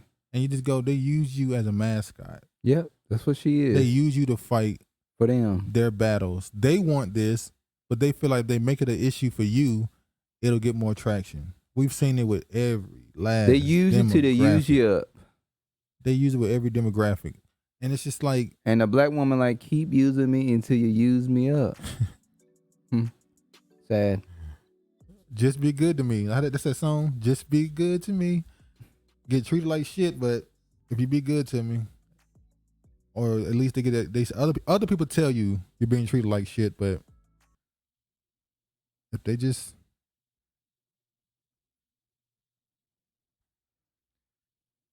The Biden administration is shipping pallets of baby formula to the border. Now that's become a problem. Because if you've been paying attention, there's been another shortage, another crisis. It's been gas, food, now meat, baby formula, fertilizer. Now it's baby formula. Well, they do have a main source of food that's on their body that they can use to feed babies. And I know they're going to say some women have problems producing milk and blah, blah, blah. That's understandable. Let me say that I don't know a woman in my life that did breastfeeding. You just going to throw my mama under the bus? The truth is the truth. I don't know a woman that breastfed. Family, friends, nothing. Well, the thing is, we look back now, and when we were in those settings where they were like, we need to get I need some money to get some formula. You better pull out that titty. But you never get. I never heard nobody say it. Or you better pull out your breast. I never heard nobody say it seriously. Child. I never heard nobody say it seriously. They would just say it in a joking manner, and it was like, why is it not an actual option? But it is what it is. And you know what? It actually helps. Yeah, apparently kids who breastfeed are more intelligent. Kids who breastfeed are more intelligent, and it also helps women lose weight. I saw that too. And I know you're going to bring that up. They help them burn fat, yeah. Or burn calories, shall I say. American president... and it hurts them, too, to have that milk. Well, I've heard people say... Well, I've heard that. I'm not, I've seen, say, you're not a woman. I've seen studies that said that it's connected to breast cancer. Mm-hmm. Abortions and stuff like that. But so, also, the what's it called? When you get a what's it called? I don't know. Hysterectomy. Okay. And also, what do they call? They get those cysts. Yeah. They're not cysts. It starts with a C. I don't know. It'll come to me later. But that's also a form of stuff too. We know, and this is random, but putting perms in your hair is also. They said it's a form of that affects something. It said that causes a cyst down there, I believe. Oh, American parents across the country are terrified that the supply of baby formula dries up. According to Republican Congressman Kamek, illegal immigrants currently in federal detention centers have plenty of baby formula. Pallets of baby formula have been delivered by the Biden administration as store shelves go bare. Now, this is a scare tactic. It is. To say, oh, they're giving all the baby formula to these illegals. These illegals are feeding their kids and we can't feed our own. which is funny because people were breaking out. We're gonna talk about that later. The money they're trying to send to the Ukraine. And people are like, why you ain't giving that to American citizens? Now, the baby formula crisis. This seems random. I all of a sudden the last week or so, this became a story. Baby formula is a crisis. Oh, the shelves are empty. We running out. Well, a couple years ago, look what happened. Bill Gates' climate change investment firm bets on lab-produced breast milk. It's June 16th. Look at that, 2020. Huh? Oh, what are they gonna? How they gonna produce lab breast milk? This is fake milk. Oh, I thought they were gonna like fake meat. He's into fake meat as Oh, well. I thought they were gonna hire a bunch of women to go and just use. Actually, it doesn't say. It says lab produced, so it could be. You remember in that TV show? What? Where they had the women locked up, and they just used them to produce kids. I don't know the TV show. I think I know what you're talking about though. But yeah, Bill Gates is also into the fake meat situation. So fake meat, fake breast milk. Not surprised. Everything fake in the future, it seems. Yeah, bio milk is targeting infant nutrition by attempting to reproduce mother's breast milk in a lab. The startup has just earned the backing of two of the top investors by raising $3.5 million in a Series A funding from Breakthrough Energy Ventures, Bill Gates' investment firm focused on climate change. The co-founders hope that the breast milk produced by biomilk, culturing mammary epithelial cells, will help reduce the carbon footprint from the global infant formula market. So now they're blaming infant formula for putting carbon in the environment. So not only is cows' farts need to stop, kids' formula need to change. Well, let's think about it. What is in the formula that the babies are already drinking? It's not breast milk. No, it's but not what do breast they milk. use? Ain't that already lab produced? I guess so. Milk It's formula. like powdered milk, yeah. So what's the fucking difference? Well, they're trying to reproduce breast milk. How do you reproduce breast milk? And let's be honest, Bill Gates is affiliated with it. Well, yeah, we know he affiliated with it. No, the reason why a red flag went up is because Bill Gates is affiliated with it. This is just a man that started off with Microsoft, and now he's a scientist. Exactly, and the whole thing is, if all of a sudden there's a shortage for formula, are they trying to get rid of formula and make you rely on this? A new brand is coming out. This is better. This is gonna be cheaper. They seem to be introducing so many things the last 2 or 3 years. All of a sudden, all these things are popping up, and you put money into this in 2020, and it's necessary in 2022. This, what a big coincidence. Very good foresight, I guess. Yeah. The man's a genius. It's not a coincidence. It's foresight. It's intelligence. Bill Gates is a genius. Okay.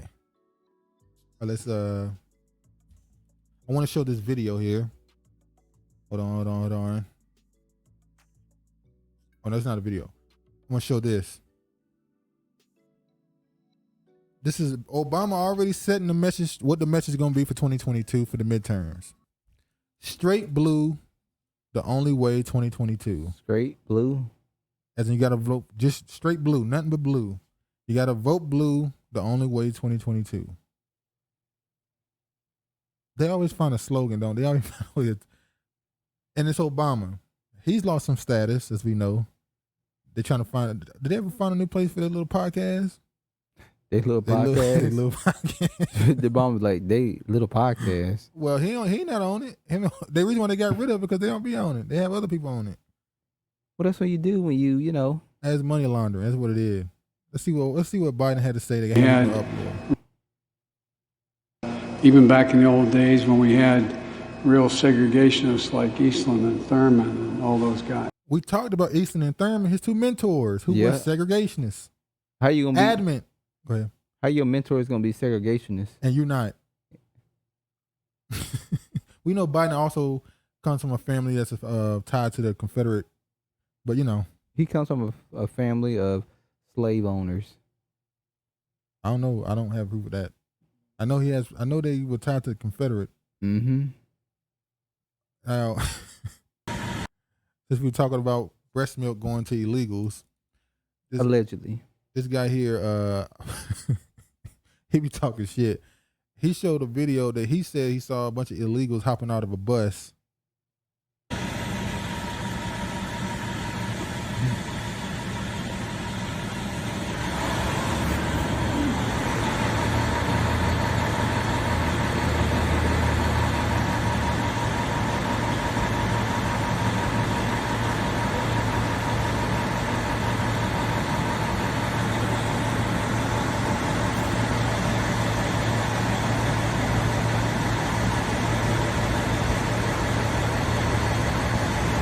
Now remember, they said that it's alleged that they're taking busloads of people and dropping them off in places like New York, Georgia, North Carolina. I'm not talking about the governor of Texas when he was doing that for theatrics to, go at Biden. Biden administration is busing people across the country, and you know where they're taking them? The black areas or the urban low income areas. So these people are probably getting taken to some neighborhood that's going to end up like a situation like that woman where her child got kidnapped by some Spanish woman.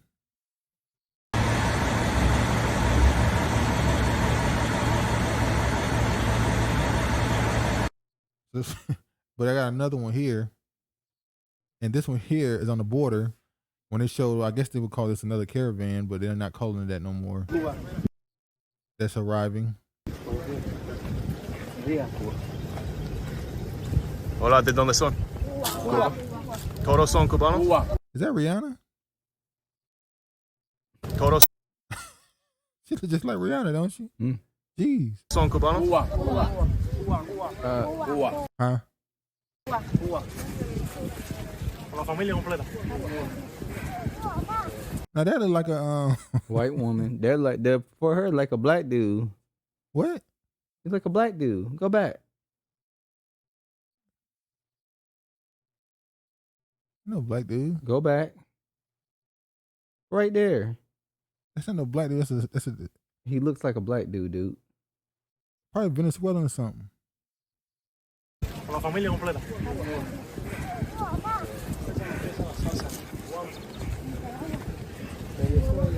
Hola, ¿todos son cubanos?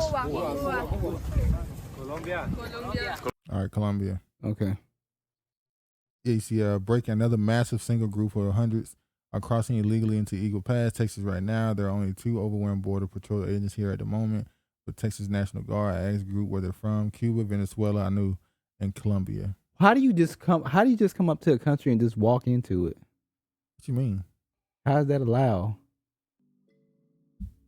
It's a border. Wouldn't you agree with Trump that you need to have some type of wall or something to keep people from just crossing into your country illegal? There's a gate right there. Well, who letting them in the gate? No, they're about to go through the gate. You ain't seen them walking towards it? So the gate is open for them to go through. You ain't tell they're walking in. I'm saying, why is it not closed? Because it's the border. The Texas guard is there. So he's letting them in. When they might be looking for Silas and what's one called? Yeah, you got to write them down, see who they is, and put them in the areas to hold them up so they can see if they can get in or not. But he's saying they're crossing in illegal, which means that they're overwhelmed. So, House passes nearly $40 billion in aid for Ukraine and sends package to the Senate. Well, we know now Rand Paul blocked it. He voted against it, which blocked it from happening. Every week, it seems like they're sending more and more money, billions, and we know the real reason why they send this money to Ukraine, they need the Ukraine to do the war thing with Russia because that's how America stabilizes their economy. Economy is, you see you don't follow it. Bitcoin and all those other altcoins is tanking right now. Obviously, oil prices are going. Inflation is still going up, but it's slower than it was. The economy is busted, so they need war so they can print more money. And I believe I saw people talking about Putin. He looked bad. How he's sickly now. I wonder, is the reason why they pushed Ukraine and Russia situation is because they knew Putin was sick? Well, they're just going to find somebody else if Putin were to, America, I don't know. America's slick, man. Slicker than hen piss. They find a way in, and next thing you know, Russia's been ran by a tiny hat. I'm just saying. They done it before. The House on Tuesday night voted 368 to 57 to pass Well, no, it didn't get through. It didn't get through because Rand Paul went against it. Kentucky senator wants more oversight of spending but rejects holding amendment vote. The Democrat and Republican leaders of the Senate tried to fast-track a nearly $40 billion U.S. aid package to help Ukraine in a fight against Russia, only to be blocked by Republican Senator Rand Paul of Kentucky, pushing passage of the bill into next week. Senator Majority Leader Chuck Schumer and Minority Leader Mitch McConnell came into the chamber floor together to request unanimous agreement for all 100 senators to allow the vote to be a bill immediately. Now, ask yourself, when has the Republican and Democratic side agreed on something publicly other than war?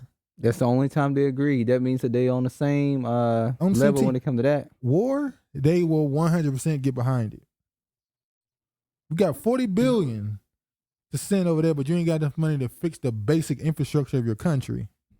I mean, basic stuff. I was showing Travis the infrastructure of countries. He was getting jealous. How was I getting Singapore jealous? and China. How they have better transportations and stuff. It really wasn't so he was that trying much to better. shit on them, but it wasn't shitting on them. China tried to create a bus that you can drive underneath the bus, and you still be on the road, and that shit didn't even fly. There's one thing that failed. It failed. Okay. It's not one thing that failed. We don't know other things that they try to come up and do that was successful. I'm saying it's just one thing you know that failed. That I know. Yeah. But I'm sure there's multiple other things that failed. You don't know. You don't know either. Just don't say one thing. No, I said it's one thing you know. That's the truth. That's a fact. Yeah, and it's a fact when I'm saying that it could be more than one thing. It could, but we know for a fact it's the only one you know. Then this is what Rand Paul had to say right here. I want y'all to hear what he had to say here. Do we have policies? Do we have guardrails? Do we have standards? But here's the problem. Ensure, we can't even agree. We can't even agree what disinformation is. You can't even agree that it was disinformation, that the Russians fed information to the Steele dossier. If you can't agree to that, how are we ever going to come to an agreement on what is disinformation so you can police it on social media?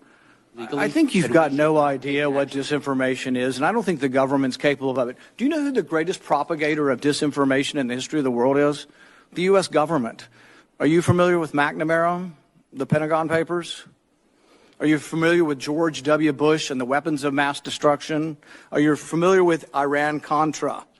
I mean, think of all the debates and disputes. Iran-Contra, that's for the niggas, putting crack in your community. That's what that was about. Disputes we've had over the last 50 years in our country. We work them out by debating them. We don't work them out by the government being the arbiter. I don't want you guardrails. I want you to have nothing to do with speech.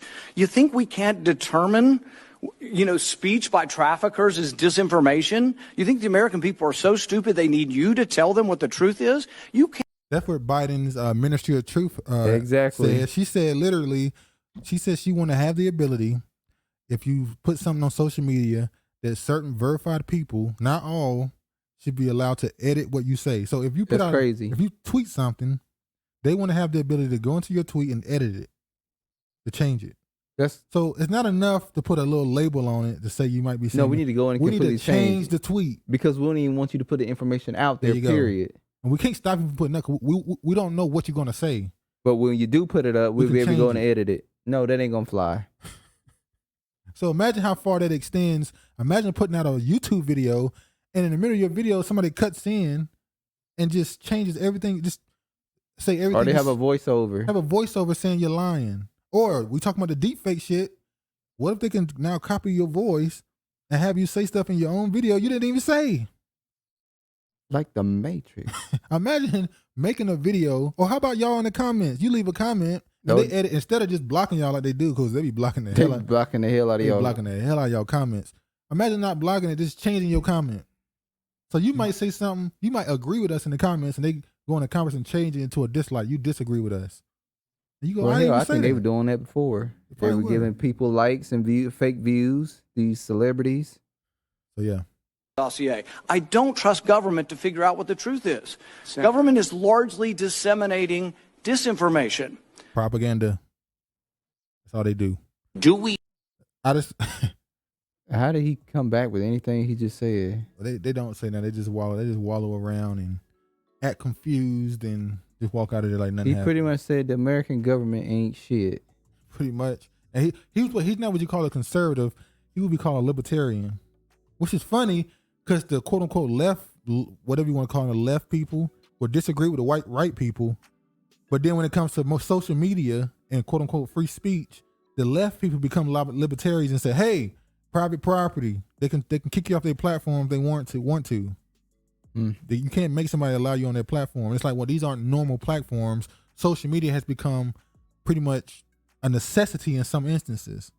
Especially if you're a person who's a business owner, you need social media. Hell, people in other countries use social media to contact each other. They don't even use text messaging. When I found out how big, what's it called, that Facebook messaging app?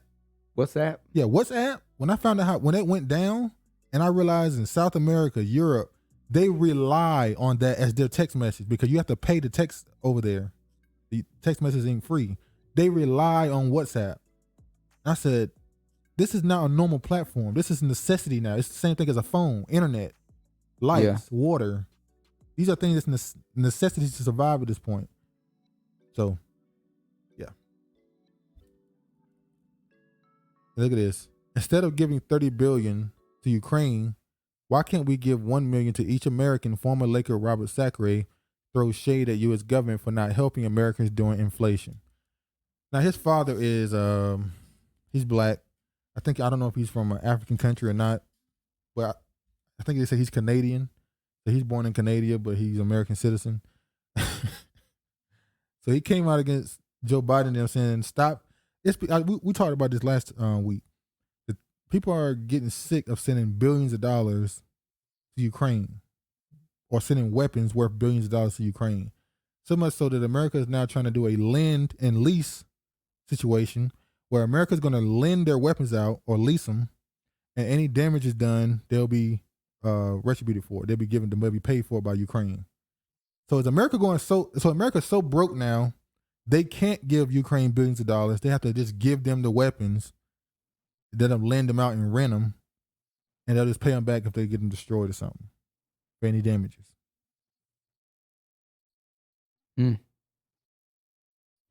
Well, this crazy.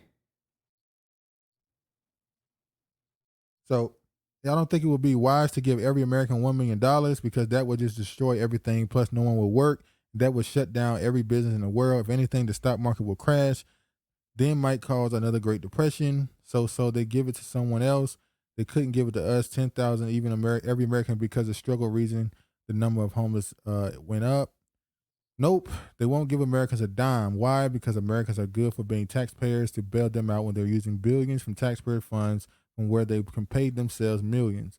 That's how they get rich. They don't care about Americans. They care about themselves. So they were just going in, disagreeing and agreeing with them. They're not going to give you $1 million.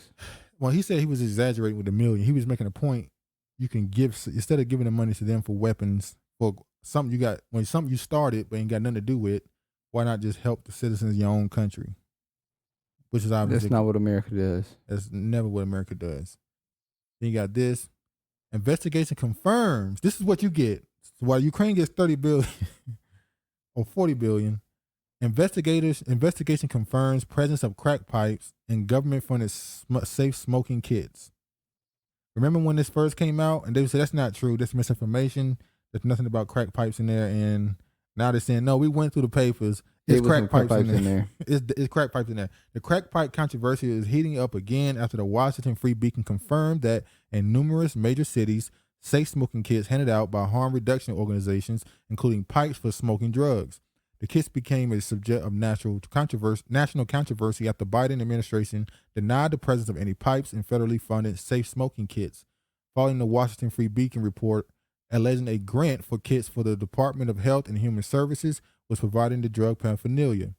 When the national desk first reported on the Free Beacon's discovery of the HHS's new grant would form the drug paraphernalia, the TND report was fact-checked and removed from Facebook. How many? Once again, the people that are fact-checking you are lying. Yep. It ain't fact checks. It's truth checks. It's propaganda. It's just it's not even anything you telling the truth about, and we don't want it out there. We're gonna remove it. We say it's a lie, or they won't say it's a lie. They'll say misrepresented. They like to say that now. It's a misrepresented fact. It's a fact, but it's misrepresented, and they'll spin it until it's not really what it is. Everything is So miss me with the bullshit. Everything is miss me with the bullshit. Saki asked about Free Beacon and Patrick of proving that the Adam funded crack pipes. This is a conspiracy theory being spread about. You said in February that no money from a $30 million harm reduction program would fund distribution of crack pipes in safe smoking kits. The Washington Free Beacon reported that they went to harm reduction facilities in 5 cities, and all of those facilities had crack pipes in their kits. HHS would not say which programs had applied for funding, and the recipient list is not out yet. So I'm just wondering if the White House can say if any taxpayer dollars paid for these crack pipes. No federal funding has gone to it. And is there any oversight to ensure that when that money goes out for the program, that these organizations will not use federal dollars for crack pipes? This policy does not allow for crack pipes to be included. I would just note that this is a bit of a conspiracy theory that's been spread out there. It's not accurate. There's important drug treatment programs for people who have been suffering from what we've seen as an epidemic across the country, and money is not used for crack pipes. I have a question. Go ahead. So she's like, I just want to make sure that our taxpayer dollars are not being used to pay for crack pipes. Yeah. But you okay for it being paid for people to shoot up heroin with needles? You know, they smoke crack. They smoke meth too, through pipes and stuff too. It's just specifically the crack pipes that just gets people riled up. Well, you know who they really focusing on exactly with the crack pipe, because there's meth pipes as well. That's what I'm talking about. So they keep saying crack pipe because they don't want to paint the image that these white people need these pipes to do their meth. They still want you to be on front center with your crack. Hell, some people smoke weed out of a pipe. Yeah, that too. But we know the glass pipe they're talking about. To further bolster the case that was expected for pipes to be included in the federally funded safe smoking kits, nonprofit Drug Policy Alliance put out a statement calling the Biden administration's insistence that funding would not be used to fund kits with pipes a huge missed opportunity. We all care about our community's health and safety. Harm reduction works to meet people where they are at and keep people free of disease and alive so that they can have a chance of recovery and healing. That's why HGH's government and ONDCP decision today to remove pipes from safe smoking equipment is deeply disappointing. This is missed opportunity to be preventative of deaths due to overdose. So they saying it was in there, it is in there, and they keep denying that it's in there. So $38 million did come to you in the form of crack. Sprinkle a little crack. Sprinkle a little crack on them. Sick boy. Now look at this. Now, underneath Biden, we're told that he's supposed to be a benefit, all the stuff he's gonna do. But remember he had a discussion about HBCUs and the funding. Predominantly black colleges to shut down after COVID-19 and cyber attack burdens. Now, is that what they saying it is, or is it just funding? It's funding. Because what was it, Howard? They had the students striking and staying outside because they said it was such leaks and stuff going on in the building. Yeah, rats. After more than 150 years, Lincoln College, is in Central Illinois, is closing its doors after significant challenges from COVID-19 and complications stemming from the recent cyber attack. Ain't Harvard? That's a black college, right? Yeah. So Nick Cannon graduated from Howard. Anthony Anderson just came out like a week or so ago that he graduated from Howard. So why aren't these celebrities donating to these colleges that they're graduating from? I don't know. The college is predominantly black institution, as is designated by the U.S. Department of Education. According to the Lincoln Heritage Museum, was the only college named for Abraham Lincoln while he was still living. It opened in 1865. Why are all these black colleges named after white people? I don't know. They keep naming these colleges after Morehouse is named after a white man. Spelman is named after a white woman. The one in South Carolina, I forgot the name of it. It's named after a white man. It's like, damn. Lincoln College has survived many difficult and challenging times. The economic crisis of 1887, the major campus fire in 1912, the Spanish flu in 1918, the Great Depression, World War II, 2008 global financial crisis, and more. But this is different. Part of the statement posted in Lincoln College website read, the economic burdens inflated by the pandemic, economic funding, that's what they're saying, initiated by the pandemic required large investments in technology and campus safety measures, as well as significant drop in enrollment, with students choosing to postpone college or take a leave of absence was impacted the institution's financial position. So they're saying because the students during COVID were not allowed to come in campus, and some of them just postponed because they ain't going to pay for a semester that they're not actually on campus. So they just paused their enrollment, and others just less people enrolled in general because of what was going on. So the policies that Biden put forth during the pandemic caused them to shut down. Pretty much. What did the black vote get us? Nothing. What but did loss. the black vote get us? Nothing but loss. But look at this. Morehouse, speaking of Morehouse College appoints Paula Resley as Chief Brand Officer and Vice President of Strategic Communications, Marketing, and Admissions. It might be Paul, though. You might have been right first time. Oh, my God. I want to see what she got to say. Look, this is what she said. I am honored to join the leadership team at Morehouse College and thrilled to work alongside the inspiring staff, faculty, students, and alumni. The Morehouse College's mission of developing young black men to lead lives of leadership and service is something that I believe in the standards I aspire to uphold. With the Morehouse College decades-long leadership position in social justice, I am motivated by where we will take the college in the decades to come. So I need a white woman to inspire young black men. I need to go get a white woman to inspire young black men to come to our college. They're just training them for what's to come.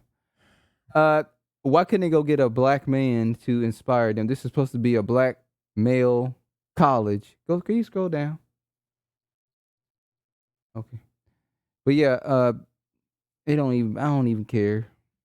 I'm just used to this. This is what niggas do. There was another college, I can't remember where, that did the same thing and chose a white woman as their brand ambassador. They were like, we definitely not dealing with a black woman. I forgot where it was. It was somewhere. There was another black college that did the same thing, and I was just like, but why? Why are you That's what they do. What are you doing? They can't stay away from them.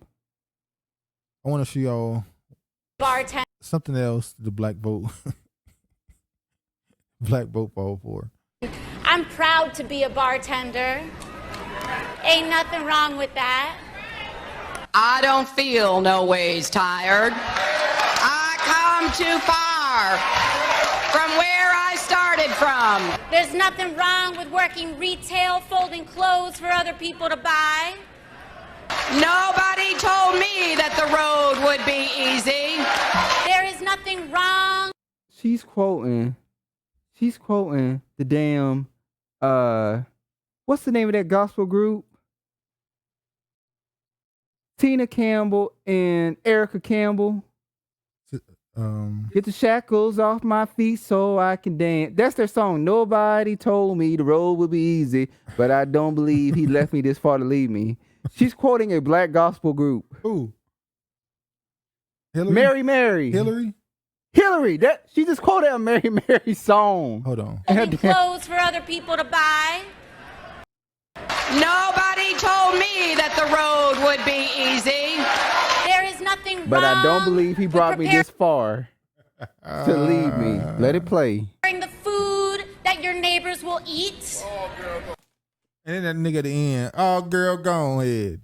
Listen to this. I'm proud to be a bartender.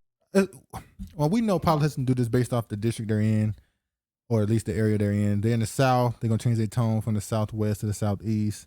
In the Northwest, they're gonna change from the South to the Northeast. Hillary stole a whole damn song in her speech from Mary Mary. When she stole Beyonce lyric, the hot sauce in her bag. Swag. That was Beyonce. So she stole it from Mary Mary and Beyonce. And then AOC. You know, we forget she was calling herself black. Remember that? Remember she said she was black. Oh, when she's trying to hook herself on the reparations? No, when she was at that black church right here. She was like, I'm black. She was like, I have black in me. She was saying she's black. She was saying she got black in her. That's when she was still trying not to be this Latina. She was trying to be this person of color leader. Well, she dropped all that shit now. Oh yeah, she's Latina now. Well, she's not even Latina. Tucker Carlson said that she's a.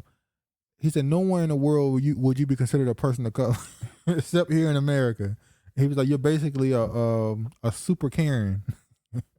That's a white man told you you're a white woman. Oh Lord, They've gotten away with it. yeah. Oh, look at this. Oh, look at this.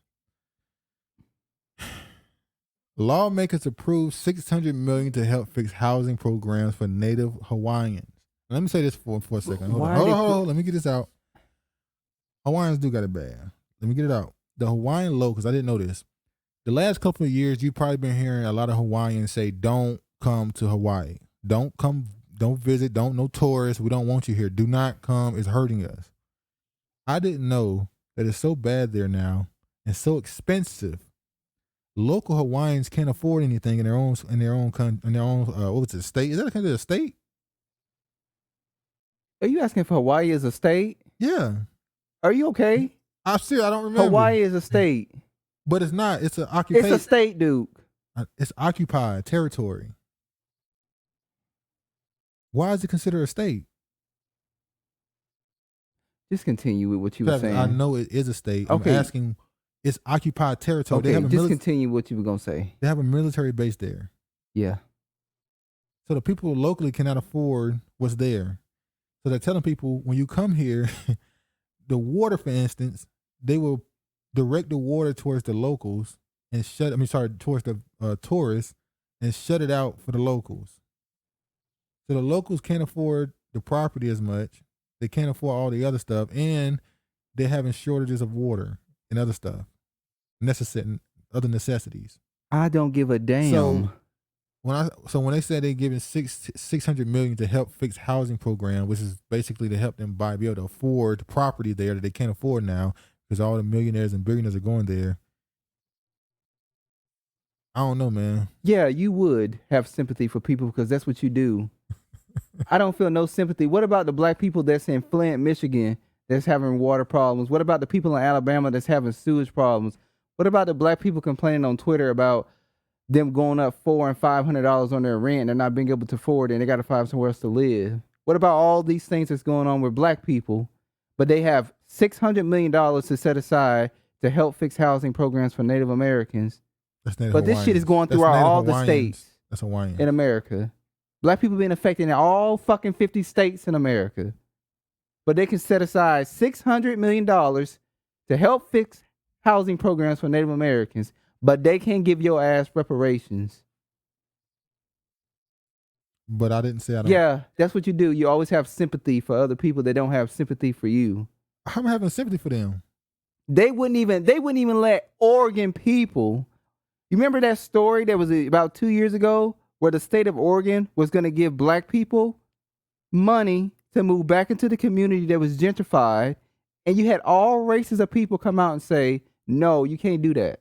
Wait, we're not going to allow you to give them money to go back into that community where they lived and they were pushed out to help rebuild that community for them." The black farmers, the same group of people came out against those black farmers and said, "No, you're not just giving black people money for farming. You're either going to give it to all of us or you're not going to give it to nobody." But what did I say? Black people shouldn't get anything. You did say black people should get anything, but the whole point of the matter is, I don't think they should get them $600 million to help fix no programs for Native Hawaiians. So I don't feel sorry for them because they don't feel sorry for us. It's not about feeling sorry. I'm saying I don't care. If you didn't care, you wouldn't be sitting here talking and defending it. Where I defend it? All I said was you said I kind of feel like, yeah. What you kind of feel? I was setting it up for why they saying they're giving it to them. Oh, you were setting it up. That's why they saying they're giving it to them. That's literally the reason. The prices are too high. The land property. The price is too high for everybody everywhere. Is that not true? I'm saying on their land they can't afford it because a lot of people with money, where do they move? Hawaii. Can people afford where they living at now? I'm not saying they can. I'm making. Okay, so what's the difference? I'm just pointing out why they're giving this to them. And I'm just pointing out why they're not giving it to black people. They're suffering in all 50 states. I didn't say they shouldn't. Where I say that? They have so much money to set aside for these other races of people, but they have nothing to give to us. They ain't got no money. They won't be able to pay you. They're not gonna be able to pay us because we're gonna take the country. That's the point I'm making. This is You chump ain't change. making no point right now. This is chump change. So what they gonna You're give not you? making no point right now. You're not $600 making million no point. will help. Help what? It would help. What? It would help fix some areas that need it, especially in Alabama. They ain't got no fucking sewage. You think $600 million will fix what's going on there? Yeah, $600 would put a dent You mean in one help. state? Not just one state. You think $600 million would really stretch that far? Huh? You know, $600 million ain't gonna stretch the whole far. The whole point is I didn't mean the whole country. they're putting a number out there. Well, They gave them a number. Well, then maybe we just don't got the leadership to get us what we want. Maybe we don't got the leadership. Yeah, clearly their leadership got them $600 Their million. leadership didn't get them shit. Their government decided to give it to them. They've been giving all different types of Asians all sorts of stuff for the past year. Asian, yeah. And I wonder why, because China is running shit. It has been all Asian tied groups. Pacific Islanders, Native Americans, Not Hawaiians. Hawaiians. Are Hawaiians considered Asian? Yes, they're considered Asian. They're all Asian, dude. Samoans are Asian. I know you niggas like to say they Samoan niggas. No, they not. They're Asian. Who said that? Samoan. Oh, Paul Paul Mooney? Paul Mooney ass.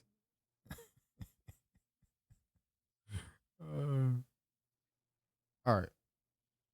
Another thing going on. So speaking of more Asians, Biden administration cancels Alaskan oil and gas lease sale. So he's digging for less oil, which means He's trying to sabotage. I mean the price is gonna go up. He wanted to go up. You think he wanted to go up so he got to pay us our money? Hell, they've been giving out our money for the past year and a half to Let me every tell you fucking something. body. There's been a lot of people that say, man, reparations can never happen. And then next thing you know, $1 trillion came out, another trillion, another trillion. People are like, okay. It can happen. They just not gonna give it to you. 3 trillion, 4, 5, 10 trillion just came out of nowhere in 2 years. Or they said 90% of the money circulating right now was printed the last 5 years or something, or 3 years or something. So all of a sudden, the money just there. Biden urges cities to spend COVID relief money on police crime prevention. Well, Biden, you wouldn't have to spend COVID relief money on crime and police prevention if people wouldn't be getting evicted right now. You would have gave them some more stimulus money. Maybe that would have helped. Wait, what? You think homelessness is leading to more crime? Yes, homelessness is leading to more crime.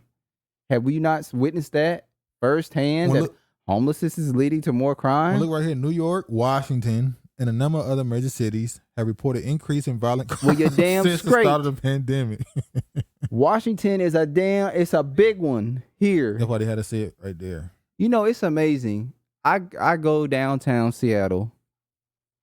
It's so bad. Which they claim they didn't. They claim they didn't have the police force before. They were like, if you call when COVID was supposedly so bad, you know, they didn't have the police force to come to a business and escort somebody off the property. Yeah. But now y'all can have a whole precinct on 3rd Avenue, 2 mobile precincts on 3rd Avenue fucking with homeless people because you want their ass to get off downtown so you can commercialize it and make more money in the city. And it's not working because the homeless people are not going nowhere. You move them from one block, it just go down another block. You just keep rolling that damn mobile precinct down the street. When they try to push them out slow. But that's the point. They ain't pushing them out slowly because they just go back. They try to wipe off the graffiti. 3 days later, they done sprayed it right back on there. These people have been living downtown for the past 2 years or longer than that. Hell, they consider it their home now. Yeah.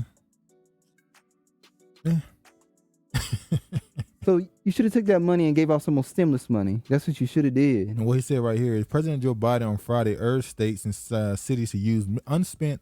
First off, how is there still money left? Exactly. How the hell you still got money left from the COVID relief bill? You tell me, how in the world is Washington State still providing buses Maybe that's what and it is. nobody has not been paying for bus fare? And maybe they're using that, the unspent money for that. They should have been ran out. How much money did they get? How much money do they have? Well, it said right here, last year's $1.9 trillion COVID relief package to fund crime prevention programs and hire police officers. So they had the whole bill gave 1.9 trillion to the country. So I don't know how much. Maybe you got a couple billion. Nobody has been paying. I mean, besides me and probably a couple of other people. People not paying the bus fare. People not paying the transit fare. People not paying the light going fare. They're not paying these fares. They see a fare ambassador come on. They just walk off the train. It's simple. Well, you got people that used to not paying. Exactly. So they just walk off now. And they're like, well, all you have to do is just go down there and get. They'll help you get. But then you're still giving them homeless people a free pass. So what's the difference between you giving them an Orca card and loading money on it for them, and them just being on the train? That's dumb as hell. The homeless people like, I got to go out of my day that I done planned. Yeah, and go get a damn card. And go get a card. I got other shit to worry about. I'm hungry. What am I gonna eat? When I'm gonna find my next cigarette in the trash? Oh God. Yeah. I got other shit to worry about. Just let me be. The president stressed the need for more funding of public safety programs at the White House event with mayors and law enforcement officials. To every governor, every mayor, every county official, the need is clear. My message is clear. Spend this money now. Use these funds we made available to you. Prioritize public safety, Biden said. Do it quickly before summer when crime rates typically surge. So what they think going to happen in the summer, we know. We know the protest is coming. When that decision supposed to be made by the Supreme Court? June. You know what? I am so shocked. I have not seen these white women out here with they waiting. They re-brought out their little cat beanies. The white caps with the toboggans. With the all red suit. Yeah, I just knew I was gonna see that. The TV show Handmaid's Tale. They try to mimic that, yeah. So they're gonna bring them out. They waiting for the decision to be made by the Supreme Court. They'll get the okay and they'll be on the streets. Oh man, if you thought George Floyd was bad. These hoes ain't able to hoe. Oh my Lord. God. College campuses. Oh my God. They were like, you thought that George Floyd was something. Wait till I get in. You haven't seen the wrath of a woman yet. Oh shit. All right. I'm like, bitch, get the hell out of my way. I'm trying to get to work. I'm not gonna. Oh yeah, we show this.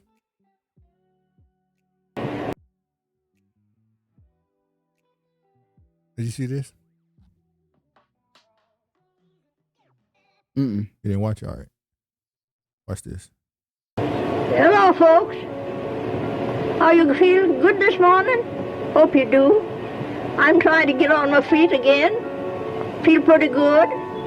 Thankful it's as well as it is. Oh, boys, I'm pleased to see you. I don't know where you come from, but I give you all the welcome I've got to offer you.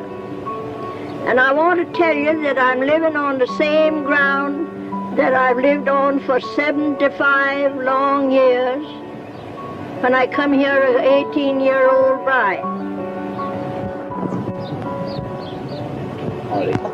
I went to Washington 50 years and a little more ago. I saw all the people around there and been with the presidents. And I learned a great many things up there that I didn't know before. I'll add a little more to it. I was one of the board of lady managers for the Chicago Exposition. All right, when you saw that video, what's the first thing that came to your mind? Nothing. Nothing? Mm-mm. Damn. Okay. There's a viral video on TikTok right now of Rebecca Latimer Felton in 1929, age 94, and all the comments are people gushing how sweet and kind she sounds. The perfect example of white supremacy weaponizes white femininity to endear itself. Rebecca Latimer Felton was the first female senator. She was a feminist, suffragist, slave owner, and outspoken white supremacist. Rebecca Latimer Felton did not hide her racism. She wore it proudly, referring to black men in his first civil rights movement as half-civilized guerrillas. In April 1899, a black man named Sam Hose was lynched in Georgia by a mob who proudly gave their names to reporters covering the event. Even for lynchings, this was particularly horrific. Heavy content notice for those screenshot texts. So they went on to describe what they did. They gave their names and so happy about what they just did. Rebecca Felton gleefully defended the lynching, writing a letter in support, calling Horse a beast, saying that any true-hearted husband or father would have killed him like one kills a rabid dog, except the dog is more worthy of sympathy. which it still goes on to this day. These white people care more about their damn animals and pets than they do about black people. Rebecca Lattimore Felton encouraged preventative lynching. What that sound like? Preventative lynching sound like preventative policing, i.e., lynching innocent black men to prevent crime. If it needs lynching to protect woman's dearest possessions from the ravening beast, human beast, then I say lynch 1,000 times a week if necessary. What is a woman's dearest possessions? What you think? So once again, how many times have I said this? That's what is. She literally is saying to protect white women, kill as many niggas as it takes. So what? I just brought this up. What? It's sickening. So what is quote unquote white supremacy really about? It's not about white supremacy. It's about self-preservation of what they deem their culture. And the white woman is the biggest white supremacist. There you go. That's what I'm getting to. Who brought that up? Said that the white woman is a black man's biggest enemy. I can't remember who Dr. said. Umar Johnson. He said all the time. He said all the time. Even if you don't remember, he said it was somebody else that was. Dr. Umar Johnson is prominent, but it was somebody else that was very prominent. Maybe Dr. They said Wilson. The black man's biggest enemy is the white woman. She is the biggest white supremacy because when she is the one that's pillow talking with her man, filling him up with all these thoughts and making him pretty much go and enact what she wants him to do. Well, she's the mama of the kid that grows up to be. That's why when they be always talking about the white man. No. Well, it's him too, but I say white people. Exactly. I put the two together. I paired them both on the same fucking level. But when I come from this is, okay, she was 94 at that age, and she was a former slave owner. They hold land. So she has descendants, don't she? Yes, she does. So what we do about that? No, they would tell you, oh, the descendants don't have anything to do with what their forefathers and mothers did. And you should just move on, pull yourself up by your bootstraps as you've done and just move on with your life and let's all live in harmony. Right here. It was almost 100 years ago. Although we need to acknowledge the past, we do also need more to move on. Currently, the past is viciously holding most countries back. That's easy to say for you. Oh, look. Racial Justice Coalition demands that Biden order study of reparations. If we see that, we should be in an uproar. This is the National African American Reparations Commission. I thought we already got a study. HR 40 is that, ain't it? All these studies. Ain't that what's going on in California too? Like all these studies. So what the hell is they doing? Did those Hawaiians have to get a study? Or did they already know what the hardship that these people were quote unquote going through, having people come over there and, pretty much do what they want to do in their land, them taking it away, making it a state, quote unquote. But they didn't need a study for that. They just gave them $600 million and said, we're going to help you fix your community. But black people, we need to study. We're not seeing it clearly, so we're going to have to study it for you. So there's been a lot of turmoil going on at these reparations groups. I've seen some people call them scammers, and I'm not talking about outsiders. I'm talking about people who work with them who are now flipping on them. I don't know if they didn't get the check. The check didn't clear. The check didn't clear. I don't know what happened, but now they flipping on these groups saying y'all some scammers, y'all some, front runners. Y'all ain't really about. I don't know. I just found it crazy that they're asking for a study when there's already a bill asking for a study. There's already studies going on. How many studies do we need to set up? We need 4 or 5 different 20, 30 different studies from all over the country for them to come for them to all come to the same conclusion that reparations is owed and due. A coalition of dozens of human rights organizations and racial justice advocates sent a letter to the White House Wednesday demanding that President Biden issue an executive order to create a commission to study reparations for slavery. The letter marks a change in strategy by advocates of reparations who have long pushed the Congress to pass H.R. 40, a bill that would establish a commission to study reparations. In April 2021, the House Judiciary Committee voted to advance H.R. 40 for the first time since it introduced in 1989. Last June, White House Press Secretary Jen Psaki said Biden supported a number of components of the bill. He, of course, supports the study of reparations, like he said, and feels it would be the best next step. Only if the Native Americans is included. That's what he said. But the push for the Reparation Commission, he has faced staunch opposition in the Senate in 2019. Then Senate Majority Leader Mitch McConnell told reporters he did not support reparations. I don't think reparations for something that happened 150 years ago, for whom none of us currently live in or are responsible, is a good idea. We tried to deal with our original sin in slavery by fighting the Civil War, by passing landmark civil rights legislation. We elected an African-American president. Wow, that's your reparations, Barack Obama. Big sour ass. These are reparations. Senate Majority Leader Charles E. Schumer challenged McConnell's comments. What McConnell said is he's just preposterous. Schumer told reporters after the bill was reintroduced by Senator Cory Booker and Representative Sheila Jackson Lee in 2019, the legacy of slavery and Jim Crow are still with us. The groups that signed the letter include National Coalition of Blacks for Reparations in America, the National Action Network, led by Reverend Al Sharpton, and Racial Justice Organization Color of Change, and the international advocacy group Human Rights Watch. The letter represents a recognition of unilateral executive action might be the only realistic path forward for reparations amid stalled progress in nobody Congress. who gonna do shit is on that committee that signed that paper. Nobody who gonna do shit. It's crazy. So this woman should already have her reparations. She survived Jim Crow. She survived an attack on her property and all that stuff, and she still. I thought they told us the reason why the Japanese and the Jewish and all them got it is because they were alive during it. They still haven't gave these survivors their money yet. She was alive. The same thing happened, that bombing in New Jersey. Remember we talked about that? The bombing of New Jersey with the group? Yeah. And they bombed those people? Nothing. But that's what they do. That's why I don't want to hear these bullshit and these sad sob stories. I don't want to hear it. Either you talking about giving them reparations or we ain't talking about nothing.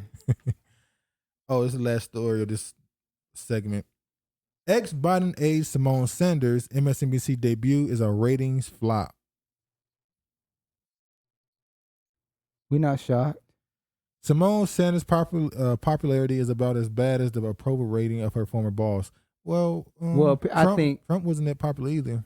I think people rather see Simone Sanders talking about how to tackle than hear information on politics she from run her. A slant route, hit a slant right linebacker. Yeah, the ex-Biden administration officials, who are mostly recently a spokesperson for the Vice President Kamala Harris, tanked in her debut this past weekend in MSNBC, going to newly released ratings. Sanders drew just 361,000 total views for her 4 p.m. show titled Simone. On Saturday, she also managed to attract just 29,000 views in the advertised coveted 25-54 demographic. The program's viewership fell short of Fox News channels, Fox News Live, which drew 842,000 total viewers, including 163,000. That's not that great either. Y'all didn't even crack 1 million. Nope. So it's funny how Fox News can act like they're not as bad because they're doing better than CNN and MSNBC. I mean, she's doing better than CNN Plus. Yeah. When they get 300 views a day, or I forgot how much, 10,000. It was sad. It was crazy. 32-year-old Sanders said last week that she would not be on the show. Listen to this. 32-year-old Sanders said She's last 32? week. Yes, said last week that she would not be using the It'll show. fool me.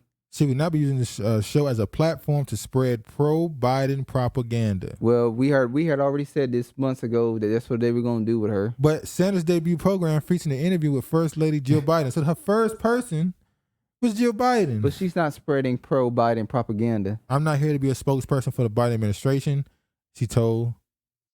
I had that job already, she said. This is an example of somebody telling you it's raining, but they pissing on your back. This is an example. Yeah. All right. Gonna go. Yeah, since we're talking about a little reparations.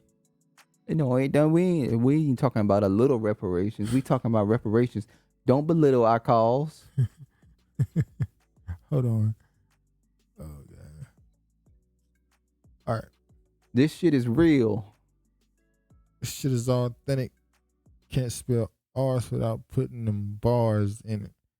All right.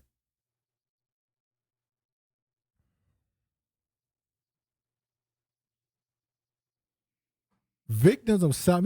Remember that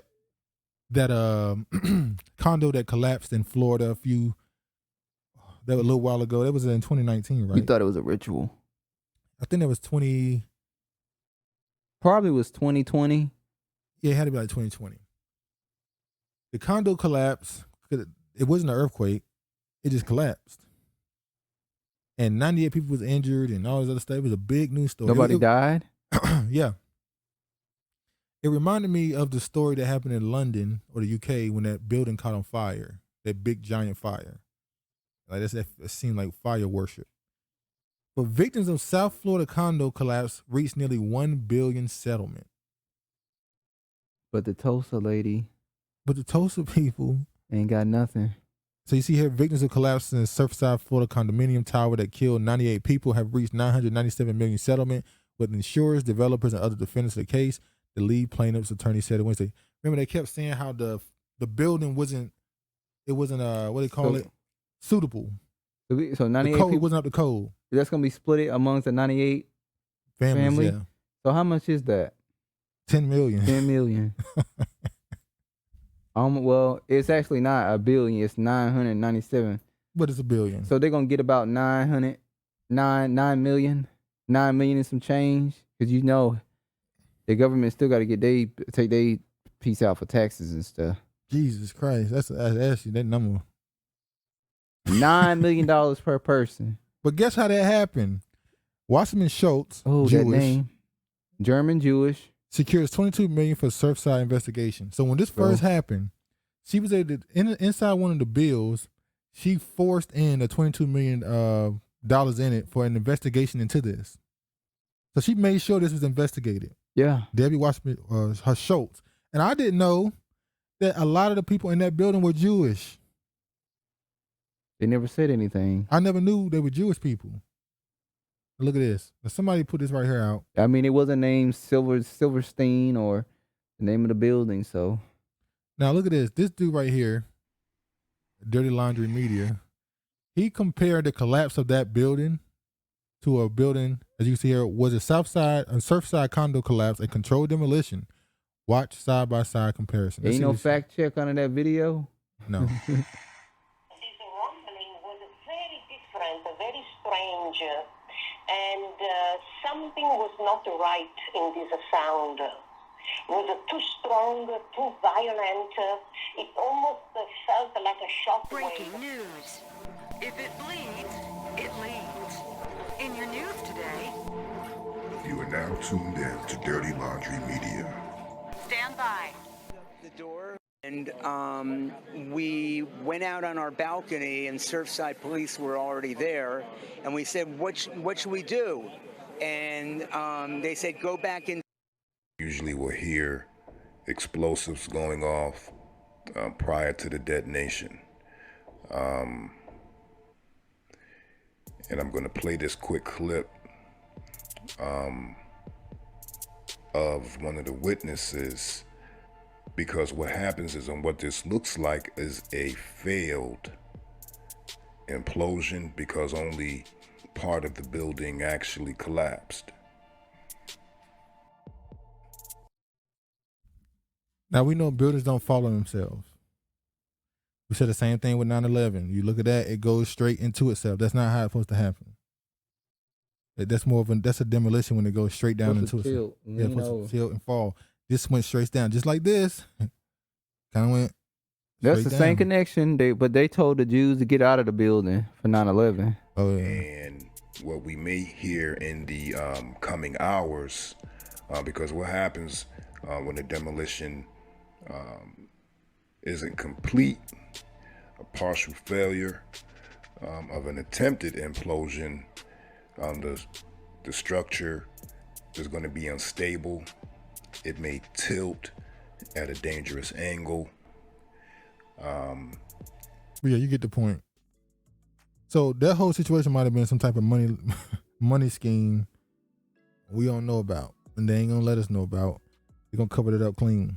But she was able to get $22 million into a bill to make sure that gets investigated. This is it, and this came about because she talked about she was gonna have funding for crucial programs to support the needs of Americans living paycheck to paycheck and yet she didn't do what she did for that for those people in that building. So yeah. All right, let's go. Now this right here is gonna be the last segment, and I want to get into Blackstone. I've been talking about this. I've been talking about these people for about a year now. You see the story, right? Renters are overlooked victims of big investors. Now, when this article, they call big investors mega landlords. When you go into this article, when they describe who the mega landlords are, they said the mega landlords grew even more prominent through the flurry of corporate mergers. Today, 4 mega landlords, Invitation Homes, Progress Residential, American Homes for Rent, and Tracon Residential, own more than 225,000 single-family houses in the U.S. Well, Invitation Homes, that's Blackstone. They run that. American Homes for Rent, that's Blackstone, and Tricon Residential is Blackstone. Now, we were talking about earlier when we were talking about people on social media saying they can't afford their rent. In particular, it was Charlotte. Now, look at this. In Charlotte, HOA wanted to limit a corporate landlord's grip on his neighborhood. They wound up in court. The Miranda neighborhood and American Homes for Rent, that's Blackstone, settled last year. The HOA's experience will signal challenges ahead for neighborhoods hoping to stop investors. And this was May 12, 2022 when this was written. So when we saw these people talking about the prices increases in Charlotte in particular, because this is the main place they were talking about, they said their rent was going from $1,100 to $1,700, from $1,300 to $20. And then when they go in there and they talk to the leasing person, they knock $200 off of it. Yeah, and one person said they're on a lease that ends on August 1st, but they had a lease renewal that they have to say yes to by the 1st of so they next know month. whether or not they're gonna be there. So if they say no, they'll have 3 months to get out, and they can already start setting up to rent it for somebody else. Exactly. This is Blackstone that's doing this. That's why the prices are getting crazy in some cities. Blackstone is buying up all these houses that I've been saying all along. Even the trailers. Yep, trailers too. Yeah, I saw a girl say that trailer costs $1,100. I said a trailer. We know somebody who had to relocate because went up $200 on his. And he said, "Bye." He said, "Get the fuck out of here." Blackstone gets back into the single-family rental game. This is 2020. Minority investment in Tricon Residential comes after selling stake in Invitation Homes just months ago. So Blackstone sold his Invitational Homes stake and bought into Tricon Residential, which tells me, did they really sell out of this? No. Or they just publicly dumped a lot of it, and people kind of say, People just kind of said they're not into this as much. Did they really get rid of it completely? No. I doubt it. Then you got this. Hold on. Blackstone allocates $1 billion to reduce single-family rents as scrutiny over investor activity intensifies. January 14, 2022. So they said they allocated $1 billion to stop the increases, but it didn't work. No, it didn't work because people are complaining that their rent is. So what do they really do with this allocated $1 billion? Buy more property. And we're going somewhere with this. Just hold on. Now this is something else I found out. Blackstone reaches $4.7. This is in Why would they want to buy Ancestry.com? This happened in 2020. Blackstone reaches $4.7 billion deal to buy Ancestry.com. So you got a company that's buying up all the houses and raising the prices. You got a company that owns Ancestry.com. They have a lot of stake in a lot of banks. They have a lot of stakes in a lot of these coins, these altcoins, Bitcoin, and all that stuff. Well, I don't know about Bitcoin. They have a lot of stake in all kinds of properties and all these other corporations. We also know that just like Bill Gates, they have ties into farming. So these people own a part of all your life, even your damn DNA. If you went to Ancestry.com. Travis, he looks sad. What the hell are they buying all this stuff for? That's what we got. why do you need all this stuff? What's the point of this? Now, they said the reason why they bought Ancestry.com in 2020 is because they knew people were going to be at home more. So they said, while they're at home, people are going to be bored.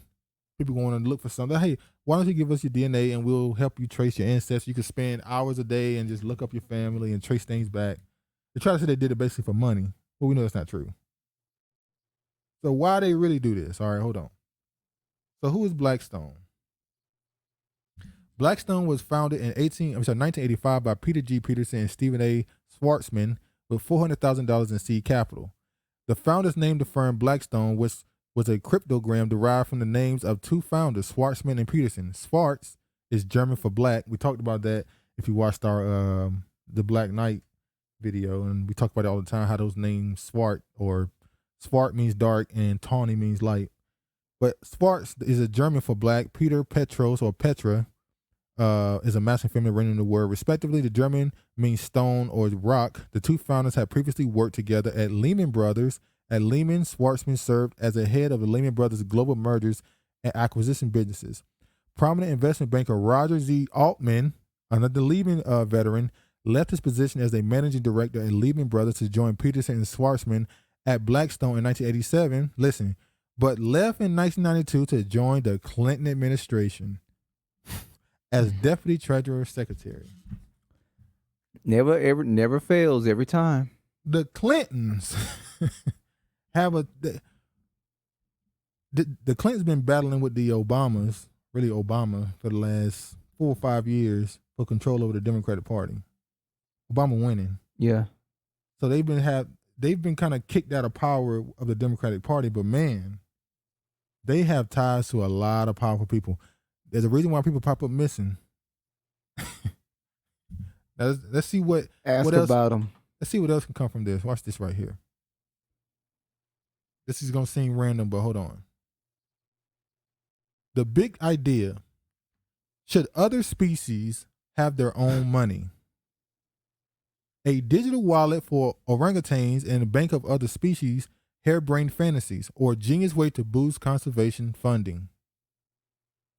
Interspecies money is a brainchild of British futurist Jonathan Legard, who has built a reputation for throwing out imaginative left-field solutions to the planet's existential threats. He started with a few key observations first. Biodiversity tends to be high where people are poor. Second, technological advances such as drones, smartphones, nomic. That word.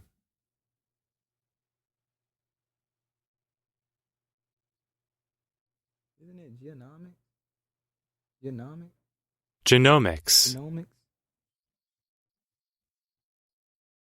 Genomics and data storage have it easier and cheaper to track wildlife. And third, new software tools including cryptocurrencies, blockchain, and artificial intelligence make it possible to create digital avatars with agency, including spending power.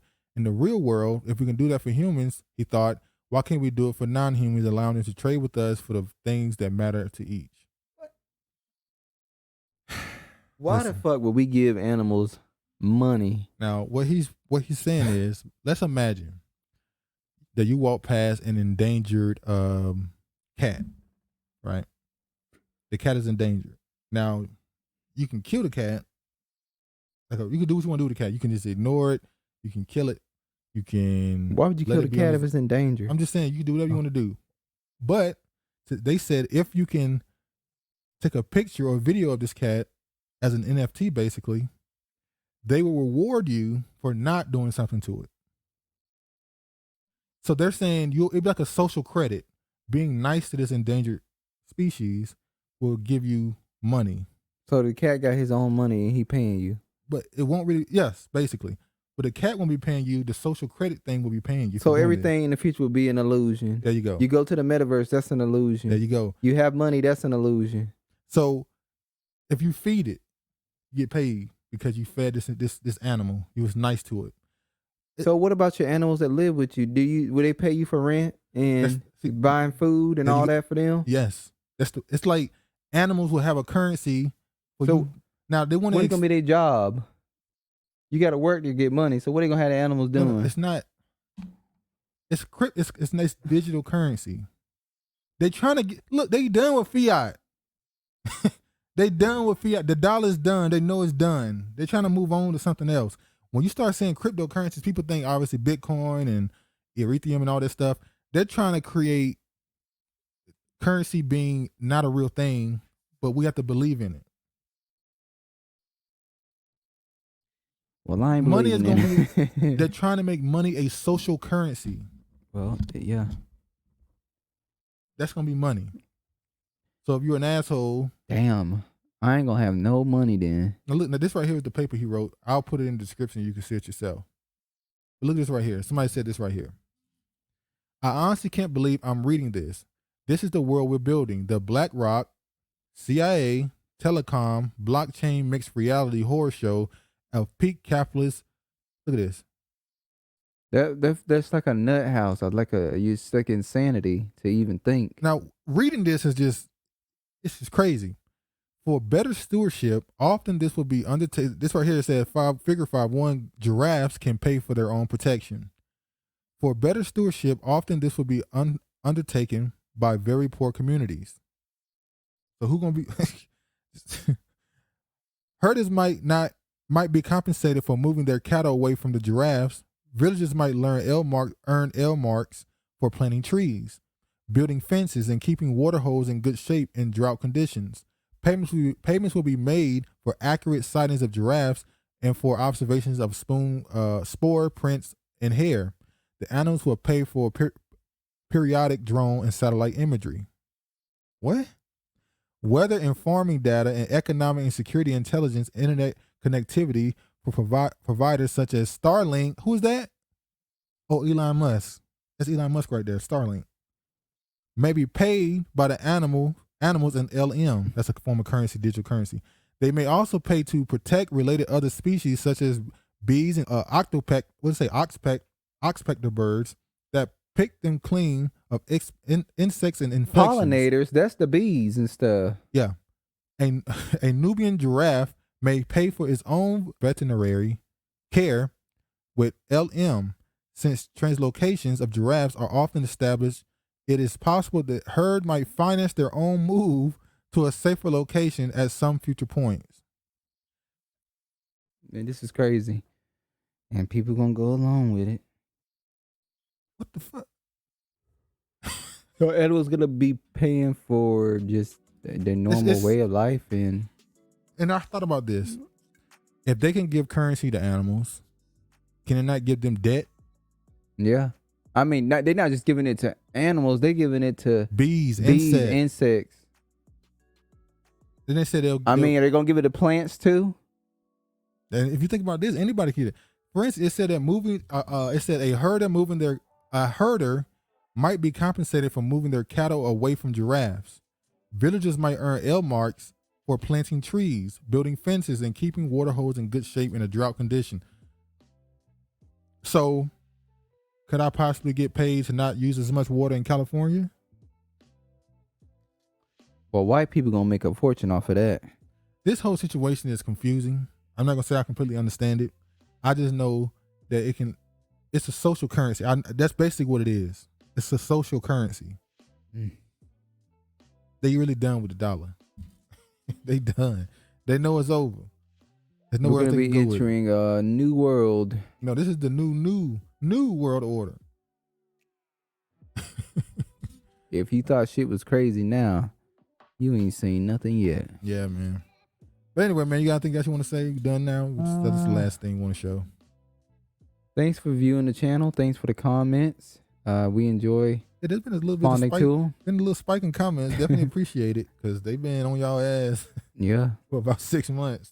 Half of them don't even make it, but we don't even get alerts on them no more. No, probably the past 2 weeks. They really. I mean, I have to look at the phone to see that there's a comment placed because there's no notifications sometimes. Yeah. Like anyway, I said, man, YouTube been on our ass ever since Duke beat that case. They ain't let up. So it is what it is. We did gain a few people because the Judge Joe Brown video for some reason went viral again. Well, you gain subscribers, you just don't gain views.